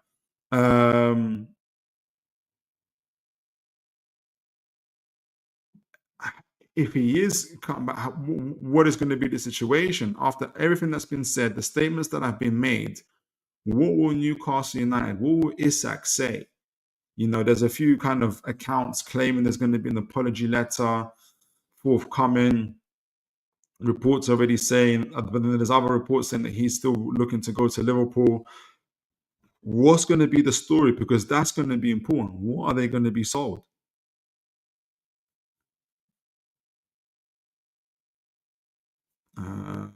Let me get back to him. All right. These proud Newcastle fans were running around in Thobes 3 years ago because we had a Middle Eastern consortium buying their football club, irrespective of the background noises. The reason why. So he's saying there's a, regardless of whether Newcastle, so there's a contract, regardless of whether he's saying that there's a, it's kind of having a dig and saying that not just Newcastle fans, but I think they're speaking about Newcastle fans being hypocrites.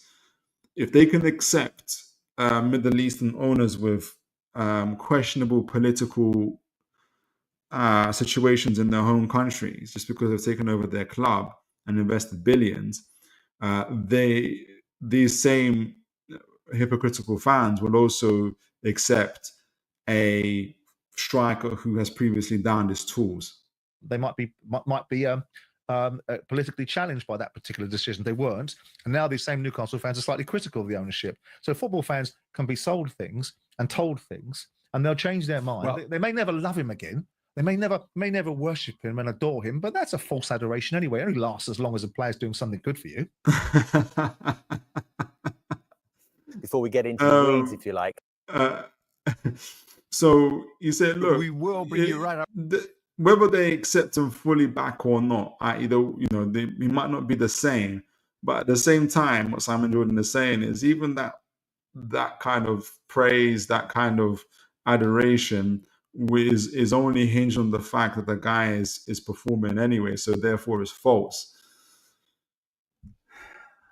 I think I would say that though that's like for almost anything in life without getting too philosophical about it with people. So I don't think people are hypocrites, not just Newcastle fans, but any fans, whether it's Liverpool over Trent, whether it's Man United fans over Ronaldo, or any player that people have had real kind of warming to and adoration for. I don't think there's any kind of contradiction in terms of, oh, but they only like me because I perform well. Yeah, that comes with success. You're not going to get the same adoration if you don't perform well. As a footballer who gets paid to do his work, I don't necessarily think that's a false adoration. It's an adoration or a praise that is hinged on your performance. If you want just to be loved or just to be praised for doing nothing, that in itself is like even contradictory, almost contradictory in itself, because that love for doing absolutely nothing is maybe only on is I don't know. I just don't think it necessarily exists in that way. So I don't agree with that point.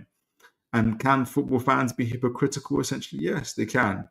But I think the overall point is it is still important. However, whatever the situation around is, it is important that if Isak does not go to Liverpool, that how this reintegration process comes to pass and what Newcastle and Isak try to sell to Newcastle fans about how this has happened is going to be important.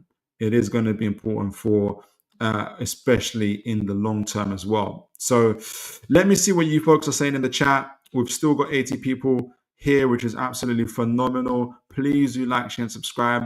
Let me know, folks, how many likes I've got as well. We keep a good conversion rate in here, Haaland conversion rate to likes and views. So let's try and get as high as we can as well, folks. In fact, let me just see if we've got at the moment. Can I see it on my phone yet? How many likes have we got thus far? I can't see at the moment. But yeah, please do like, share, and subscribe.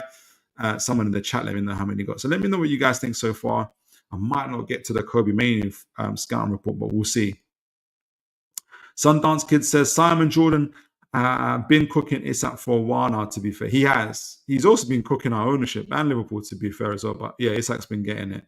Kim Cam says, LH can play as striker and as a midfielder. Okay, so you're talking about that. Sundance Kid says, disgraceful Cas Raiders, like the video, peace. Yeah, folks, you've been phenomenal.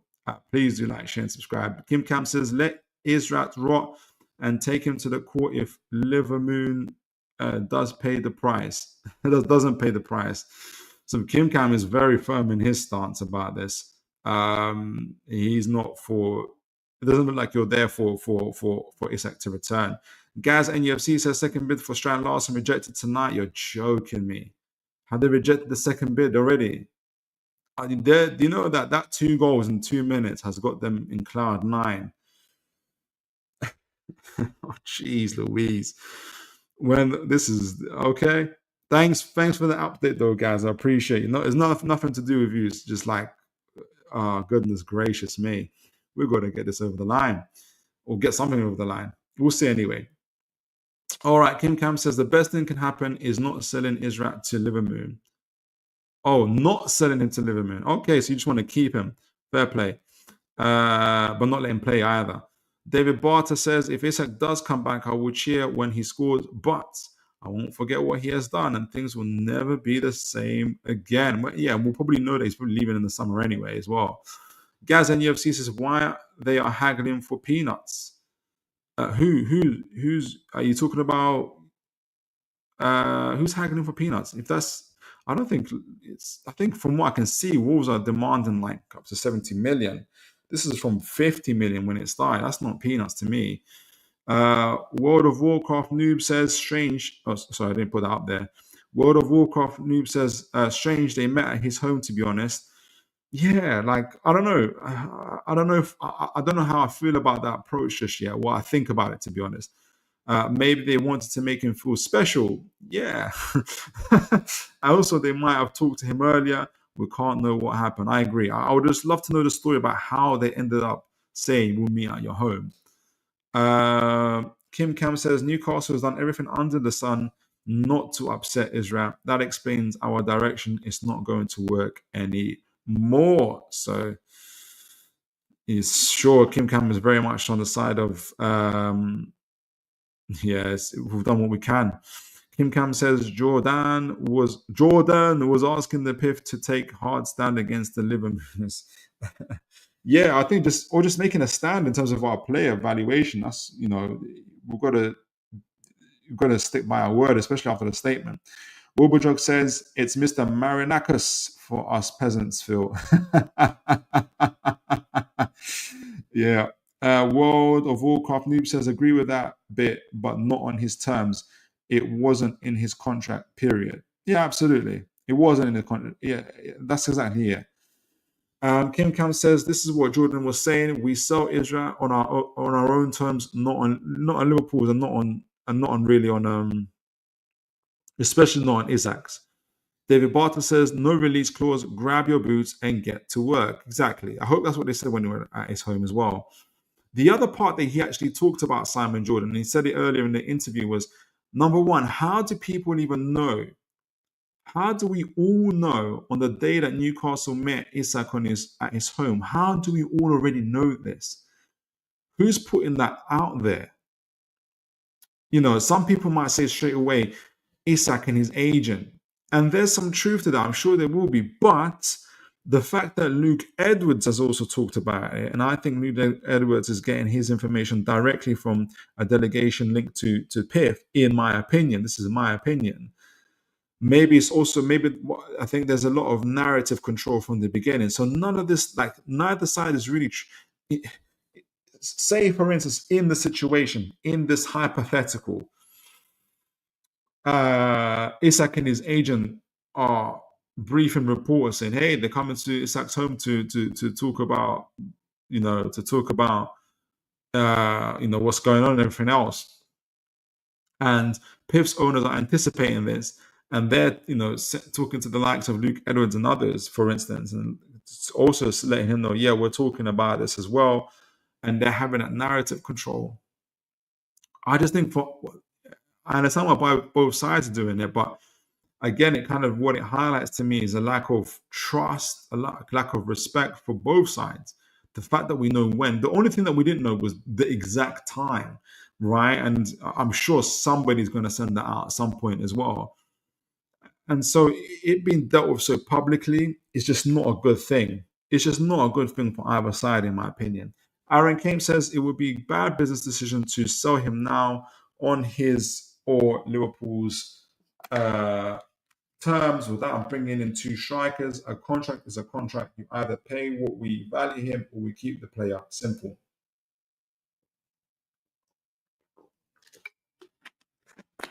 And I think that's where I'm at with that.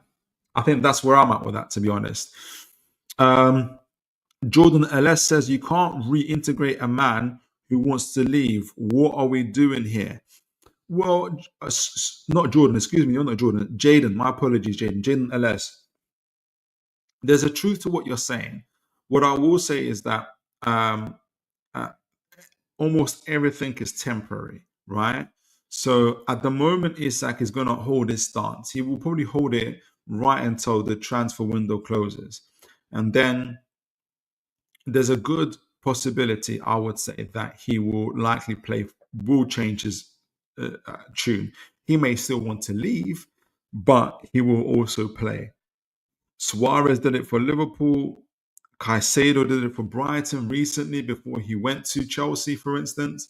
Players do this kind of stuff all the time. So it's not, you give me the impression when you say in big capital letters, you can't reintegrate, as like you're saying it's impossible. And I don't think it's impossible. I think the situation, whether Isak stays or not, either way, where we are right now is temporary. And it's how we and we're talking about the reintegration because it's a situation where we accept that it's a temporary situation, and we have to think forward as to what we're going to do. So Kim Cam says, but great challenge there. Kim Cam says, World of Warcraft noob, we do not. Okay, you're talking to World of Warcraft noob. Scott says, I don't think Newcastle should be looking to keep an unhappy player. Newcastle wouldn't be able to get the best out of him. I think there's there's a possibility of that, but I'm not, this whole thing about happy and unhappy,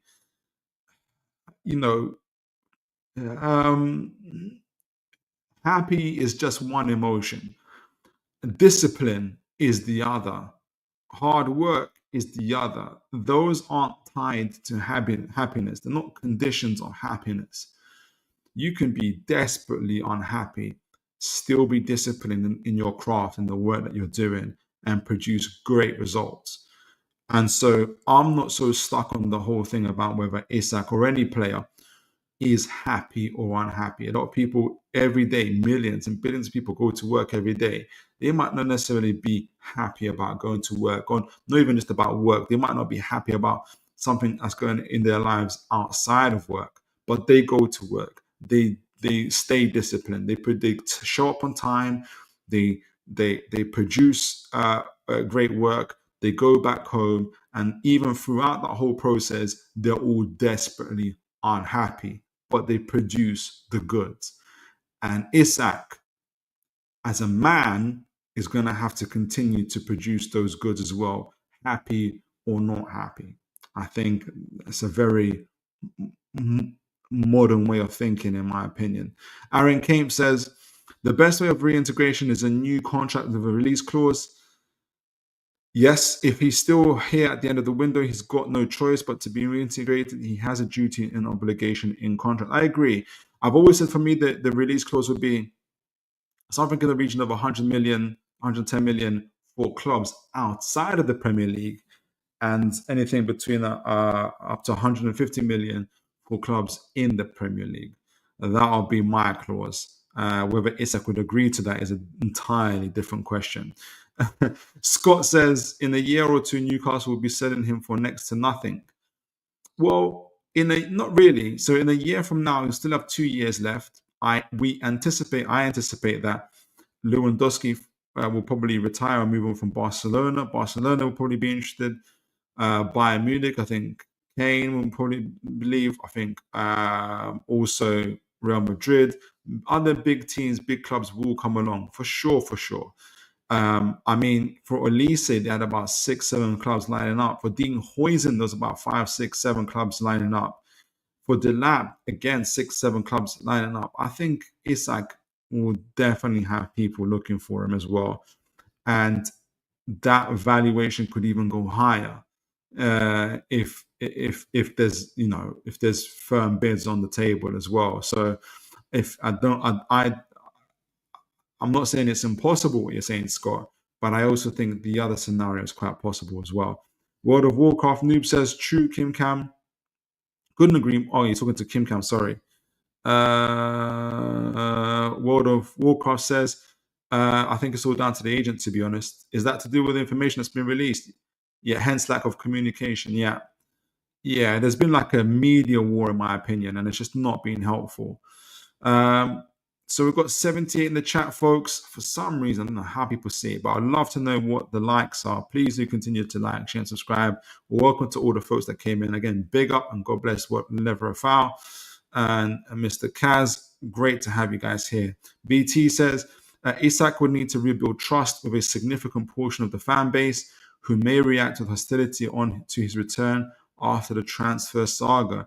Yeah, and the best way to do, I agree with you, BT, and the best way to do that is to score goals, to perform, and to do well, to show effort, to show that you're playing for the badge. Absolutely. And Eddie Howe won't let him on the pitch until he feels ready that would happen. Bobby Peggy says, of course, they're not going to settle it quietly. The media drama is too profitable. Yeah, and that's exactly what it's become. And sometimes the debates I get into on various channels is that I feel as though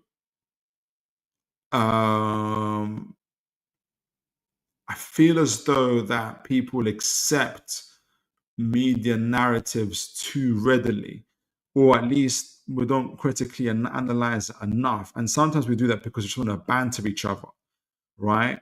So if I hear something negative against another rival club, I'm not even going to care. I'm not necessarily going to be too focused on who leaked that information, who does it benefit, is it true, what's the context, why now, what's the timing. I just want to use that. And some people don't even go beyond the titles. They don't even read what's in the post. They just want to banter somebody over the title of it as well. And that's the kind of age that we're living in. So, yeah, it's making way too much money. BT says the club believes no readily available striker can immediately match Isak's level. Yes, that's true. Making him a more practical option than signing an inferior alternative. Yeah, so whether Isak is happy or unhappy is besides the point. He's still, in his talent and his ability, better than what we have available to us in terms of the market. So we're not in the rush, especially when, again, we're in control with the 3-year contract. World of Warcraft Noob says, the more this goes on, the more I fear this is all just a play to unsettle NUFC, whether LFC really want Isak or not. For me, World of Noob, I think I accepted this in terms of a ploy to unsettle NUFC. I accepted this is the fact. Probably before the transfer window, and I felt more concrete in it once the initial non-approach was publicized through Jacob Ornstein. What I mean about approach, non-approach, if everybody remembers, it wasn't even an opening bid, but it was Liverpool saying, we will approach Newcastle via Ornstein. We'll approach Newcastle. We have but we haven't bid. But if we were to bid, this is what it will be. And when they approached it like that via Ornstein, not talking to Newcastle directly, I said to myself, they're here to unsettle the player. Now we're here to unsettle the player.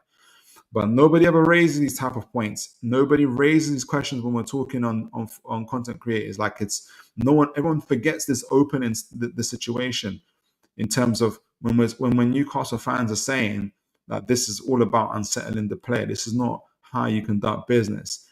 There's an over focus on strawman arguments and saying on other things, but you did it for Wissa, you did it for that player, you're deflecting this, that, and the other, and we will never actually even get to talk about how this whole situation happened for Isak in the first place. And when we say to them, there's no Ornstein post, there's no Fabrizio Romano post, right? There's no Ben Jacobs post where Newcastle that went to those guys and said to them, we are approaching Wissa. We don't know if we haven't given a bid, but if we are going to give a bid, this is what the bid is going to be. Newcastle have not made this sort of media approach for Wissa. It had already bid three times for Wissa over the agreed gentleman's agreement price that he had, which was £28 million. I know about gentleman's agreement, but the point is Newcastle have direct club-to-club talks with Brentford, unlike Liverpool.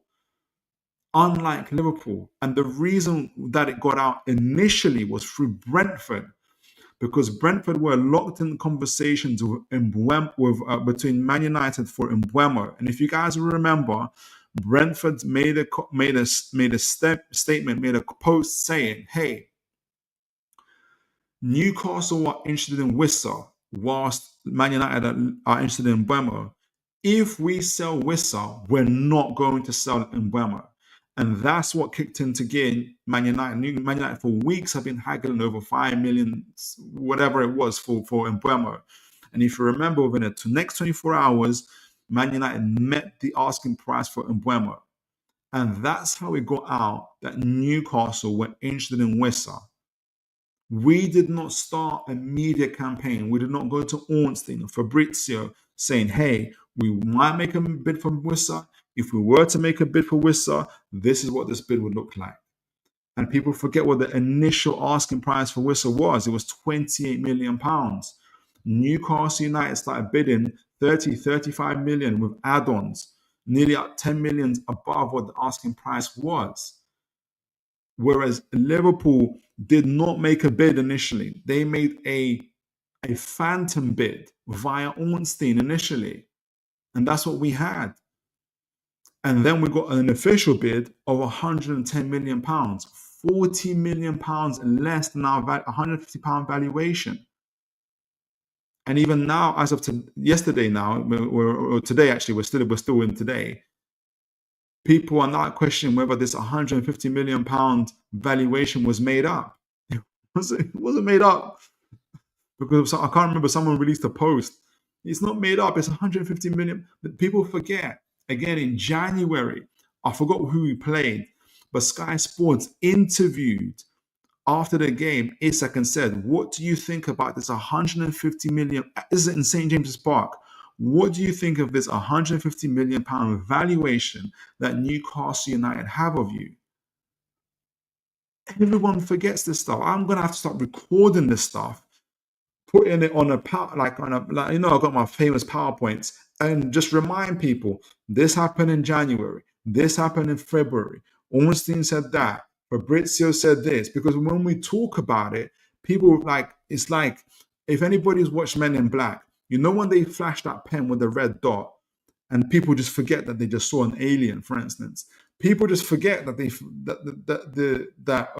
these interviews, these messages, these posts have happened.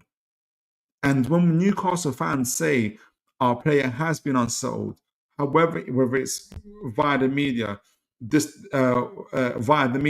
all these other stuff, and this has been ongoing for several months, it's just insane that, for me anyway, that everybody seems to forget this. So, yeah, we've crossed that line a long time ago in terms of unsettling play or settling the play, all these other things as well. So, yeah, I've got tons of comments. I'll try to get as many as I can as well. Already hitting the midnight, folks. God bless all those that are here with me. I'll try and answer as many posts as well. I'm not going to do the Kobe Manu football scout today. Scout report, excuse me. I'll try and do it on Thursday, but we'll actually know where Kobe goes. If he goes to Newcastle, if we're hearing he's going to Newcastle, then my preparation's been good. Wilbur Jog, don't think John Henry and Al Morayan are that involved. Even if they are buddies, these organizations are pretty autonomous when it comes to transfers and squad building, in my opinion. Yeah, transfers and squad build, but even Yasser Ramayan is in Newcastle at the moment. He's having to be involved, right? I'm not saying that he's there kind of haggling over fees for Jacob Ramsey and all this other stuff, even though he has actually done that for Gordon, for instance. He just gives the go-ahead for stuff, right? But when you got those conversations, because part of the reasons why we're at this loggerheads at the moment is because of the situation between PIF and FSG. Like, some of this stuff is going down to that level, where what we're hearing on our side is that there's a bit of a tense situation about how PIF feel about Isak being unsold, how they feel that, and how Newcastle feel that this media pressure, whether it's through intermediaries, agents, or whatever, hasn't helped and has made the situation worse without any tangible or proper bid that's closer to our valuation, stuff like that. All of this has been so publicly held, and so yes, they're autonomous, but yes, they also have relationships, and those relationships are right now strained. Petrus Galiba says, it's business. Liverpool have nothing to lose. They don't. Absolutely. Whether they get Isak or not, they have nothing to lose at this moment in time. Petrus says, it's not pretty, but good football directors should be able to manage. 100%. I agree with that. Bobby Fairview says, I've never heard an opinion from Simon Jordan that I've ever agreed with. Neither Newcastle or Liverpool set Isak's price. It is determined by the market. But the market is Newcastle and Liverpool, right? It's like, it's the same for, like, you know, any other move, really. Was Declan Rice worth £100 million when West Ham first asked for it? Probably not. But when Man City and Arsenal got into a bidding war for him, he became £100 million. And so Newcastle are looking at these type of deals for midfielders, you know, Verts for nearly 116 million and whatnot. And Newcastle are saying, how many Isaks are there? Not too many. So we're saying 150 million. And so that's, we as the market, as part of the market, are determining that price. It's up to Liverpool whether they want to meet that valuation or not, or leave, essentially. But if the idea is we're not going to pay that valuation and we're going to wait for the media and for Isak to continue to strike to get Newcastle to bow down to our valuation. Look, we're 7-8 days away from the transfer window being shut. It's not working thus far. And they're not moving on to other targets as of yet either. BT says Newcastle is short of attacking options, especially after Anthony Gordon's red card, making Isak's presence on the field a pragmatic necessity. Exactly. So we need even more Isak, more than before. And with Wolves rejecting, if it's true that Wolves have rejected Larsson's thing, then yeah, like it says, Larsson's bid has been rejected. So just even from a practical level, there is no strikers, right? I know Osola scored the other day, but he's not going to help us chase down. He's not our long-term solution, right? So I think it's increasingly not in Newcastle's interest at this moment in time to sell Isak. Petrus Galiba says, if Howe wants us to accept, I will. Accept Isak. Whatever the manager says, what's the best for that team, will do that. Yeah, and I can understand the confidence in that. I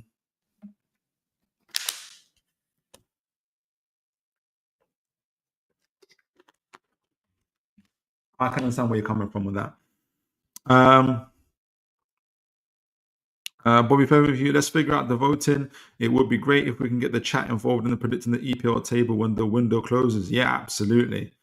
I agree with you. We will do a little prediction. Bobby and I are planning to put together a little program to predict the Premier League table going forward. Did I miss it? I think I missed a comment. And God bless the folks that are here tonight as well. Please do continue to like, share, and subscribe. For a second bid for last rejected. Yep, absolutely. 55 million. Incredible. World of Warcraft noob, that annoys me. How dare Simon Jordan say that as if we're so fickle and bring politics into it? I don't know if you're being ironic or sarcastic there. Jordans are a lot, but they are not. But they are not false. I don't get that one. You have to let me know. David Barton says, don't understand why we can't do Chelsea or Man City and just loan as a few strikers from other clubs. Yeah, you probably can. I think Eddie Howe just wants the right striker and the right players in general. Aaron Kemp says Bayern paid close to that much for Kane, who was older when he went there. Yeah. How much did Bayern pay for Kane? Was it 80, 90 million? And he was about what, 29, 28? So how much is a 25-year-old Isak? World of Warcraft noob, Isak would have to go on to town more with a megaphone and apologize. Step one. Yeah, like do the Leonardo DiCaprio style or Wolf of Wall Street type of apology. David Barton says, if you're watching, hit the like button. Yes, folks, please do hit the like button. Let's keep the channel getting and to reaching as many people as possible. Petrus Galiba says, It exists. It's called unconditional love. Oh, so you're talking about like then parents love their children, or Newcastle supporters love. But if Shearer wasn't Shearer, what if Shearer was? I'm trying to think of a striker. I can't think of a striker. Essentially, that wasn't a legend. Essentially, would we have the same love? That's the difference. But yes, it's 150 million. Purchase says 150 million only is Isak hands in a transfer request for me. I wouldn't be surprised if he does hand in a transfer request at some point. The way things are going as well. Martin Bland says Diarra ruling does not apply. Neither does Article 17. It's FPL transfer totally domestic. I think that's the thing that people are keep on raising. I think, that's what you guys are debating. I don't fully get it, and I think at one point me and Mr. Fairview were going to do it last time, but the topic that we were discussing took over, so we might go into that a little bit more, talking about Article 17 and everything else. David Bart says, pretty sure Arsenal will be bidding on Isak next summer. Yeah, so even if it's again another bidder, like. So this whole thing about his valuation is going to crash and I think it's less. I think it's more likely that it would remain. To be honest, Noob says agree. It's not a good thing doing all this publicly. It should be between the club, the player, and any other interested club. Less and less trust in the media now. Honestly, if they just talk directly to each other, if they had club to club talks, this would have been resolved a lot sooner. Martin Bland says, we do not have to sell at all. We can keep him till his contract runs out and we can afford to do so. Would it be helpful for PSR? Yes, but we can manage just fine. Yeah, it's not preferable to do that. But in the world where is there a world where that's possible? It is, yeah. Kim Cam says, we do not have to solve that problem. We have to make a big stand. Yeah, I can see that. Martin Bland says it's principle now. We are perceived and how we are perceived, and Piff don't roll over. Well, that's the thing now, isn't it? I think Newcastle. I think whether it's Liverpool or anybody, where they've put us in a situation where we can't. Even if we wanted to, we can't soften our stance on our valuation now, right? Like we've made it very very clear. We want 2 strikers. We want this valuation for the player, like, and if we go back on that, the ramifications are going to be for the next decade. So now that it's been handled so publicly like that, it's just putting us in the corner that didn't need to be done, really, in my opinion. All right, so if Isak, World of Warcraft Noob says, if Isak gets a new contract which guarantees he can go next season, then there's a chance. It's not sure I want him back or not, but just thinking broadly, yeah, absolutely. I don't think he's signing any contract at the moment, though.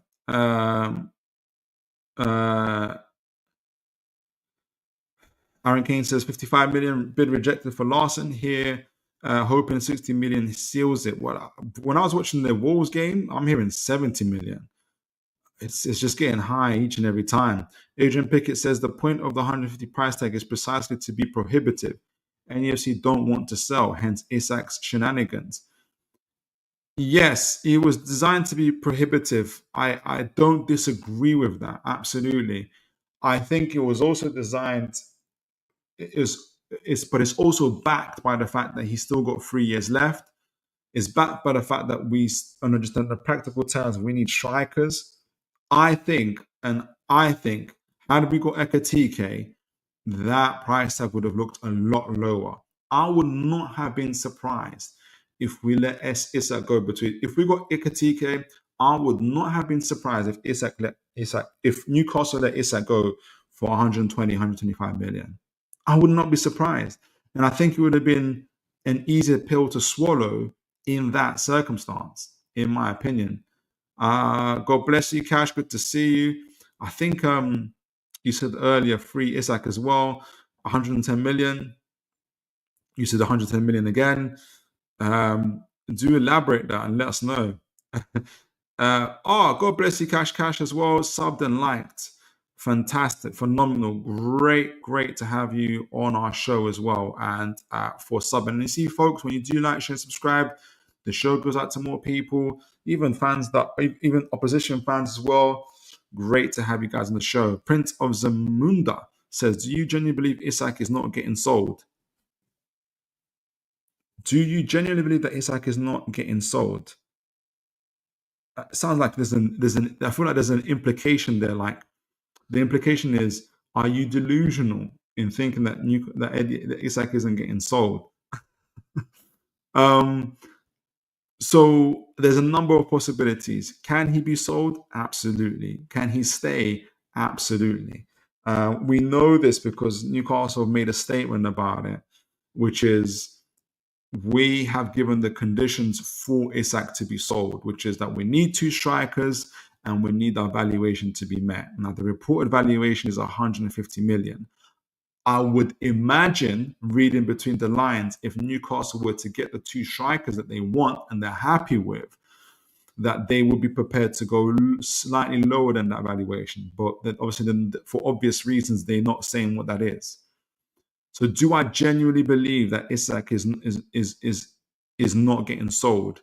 I genuinely believe that Isak would not be sold if Newcastle do not get the 2 strikers that they need. Yes, I do believe that. If Newcastle were to sell them and not get the replacements, then my belief and my confidence, I suppose, I don't even know if I call it my belief, I guess my confidence in whatever Piff was saying before, I would not trust.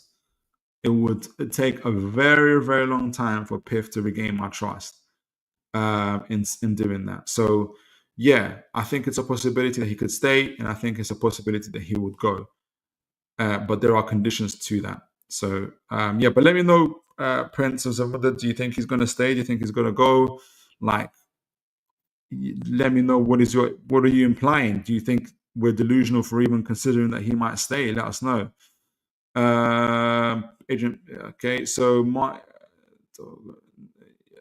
Bland, generally he has been told he's going. Yeah, like they've made a big public statement about it, and I know that clubs have done that before and not followed through with it, but then clubs have done that as well. Brighton did it with Casado. Casado wrote a whole message to people saying that, saying he has family to feed, yada, yada, yada. And Brian said, we don't care. You're staying. So, yeah, Kashka says your striker issue is your issue, not Isak's. No, it is Isak's. It's Isak's issue as well. We know that it's Isak's issue because after Liverpool bought Ekatike is when he went on strike. Isak doesn't get to go and leave Newcastle United if Newcastle can't get a replacement. So it is his issue. It's not a separate thing. Cashcast says release Isak. No, it's not about releasing him. It's about, my reverse to you is pay the valuation. Pay the valuation. And then you will increase your chances of getting Isak.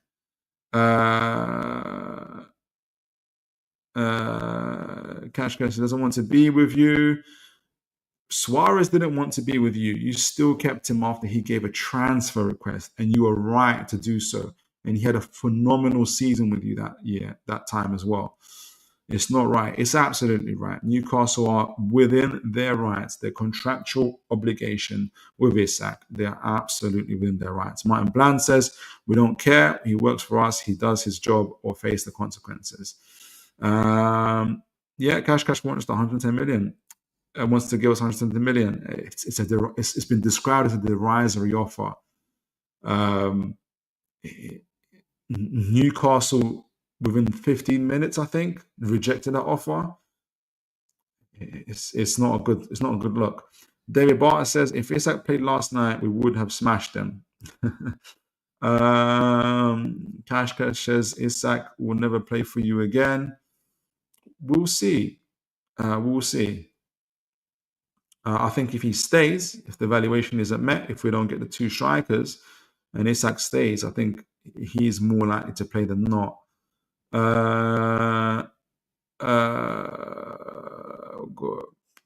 Please release him, and we can all be friends again. Gosh. We're friends now. I like to think that we're all friends now as well. Getting to the end of the whole thing, I'm getting to every time I say that, oh no, there's more.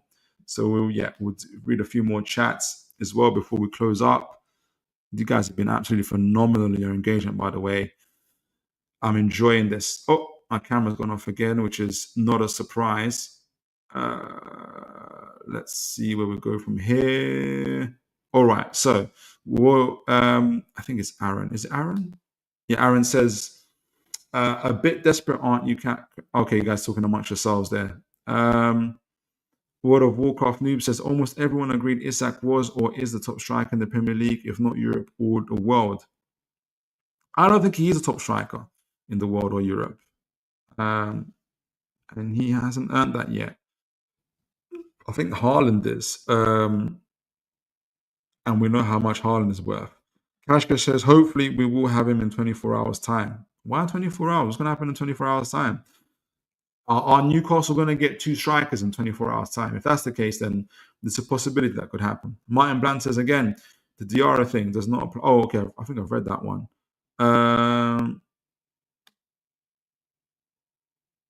The Manu event. Adrian Pickett says the Manu event is cancelled. What Manu event? Let me know.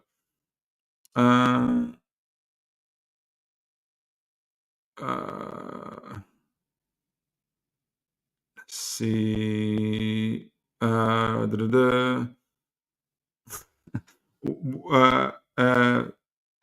of Warcraft Noob says FFP should include media infiltration that scuppers a club's ability to be a market player on fair media play. I don't think we can put that's going to like hinge on freedom of speech, and I'm going to get accused of banning people. So I don't agree with that, to be honest. I think Newcastle sporting director and others have to get better at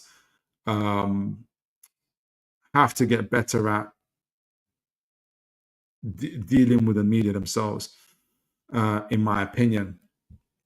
Right, Warcraft says the Simon Jordan comment was in reaction to his comment about us being happy to have Saudi owners, but then having a stance against Isak. Yeah, he was. He felt that it was contradictory for us to have an opinion on Isak when we've previously been quite open to Saudi owners who have a questionable politics kind of thing. But that's his opinion, really.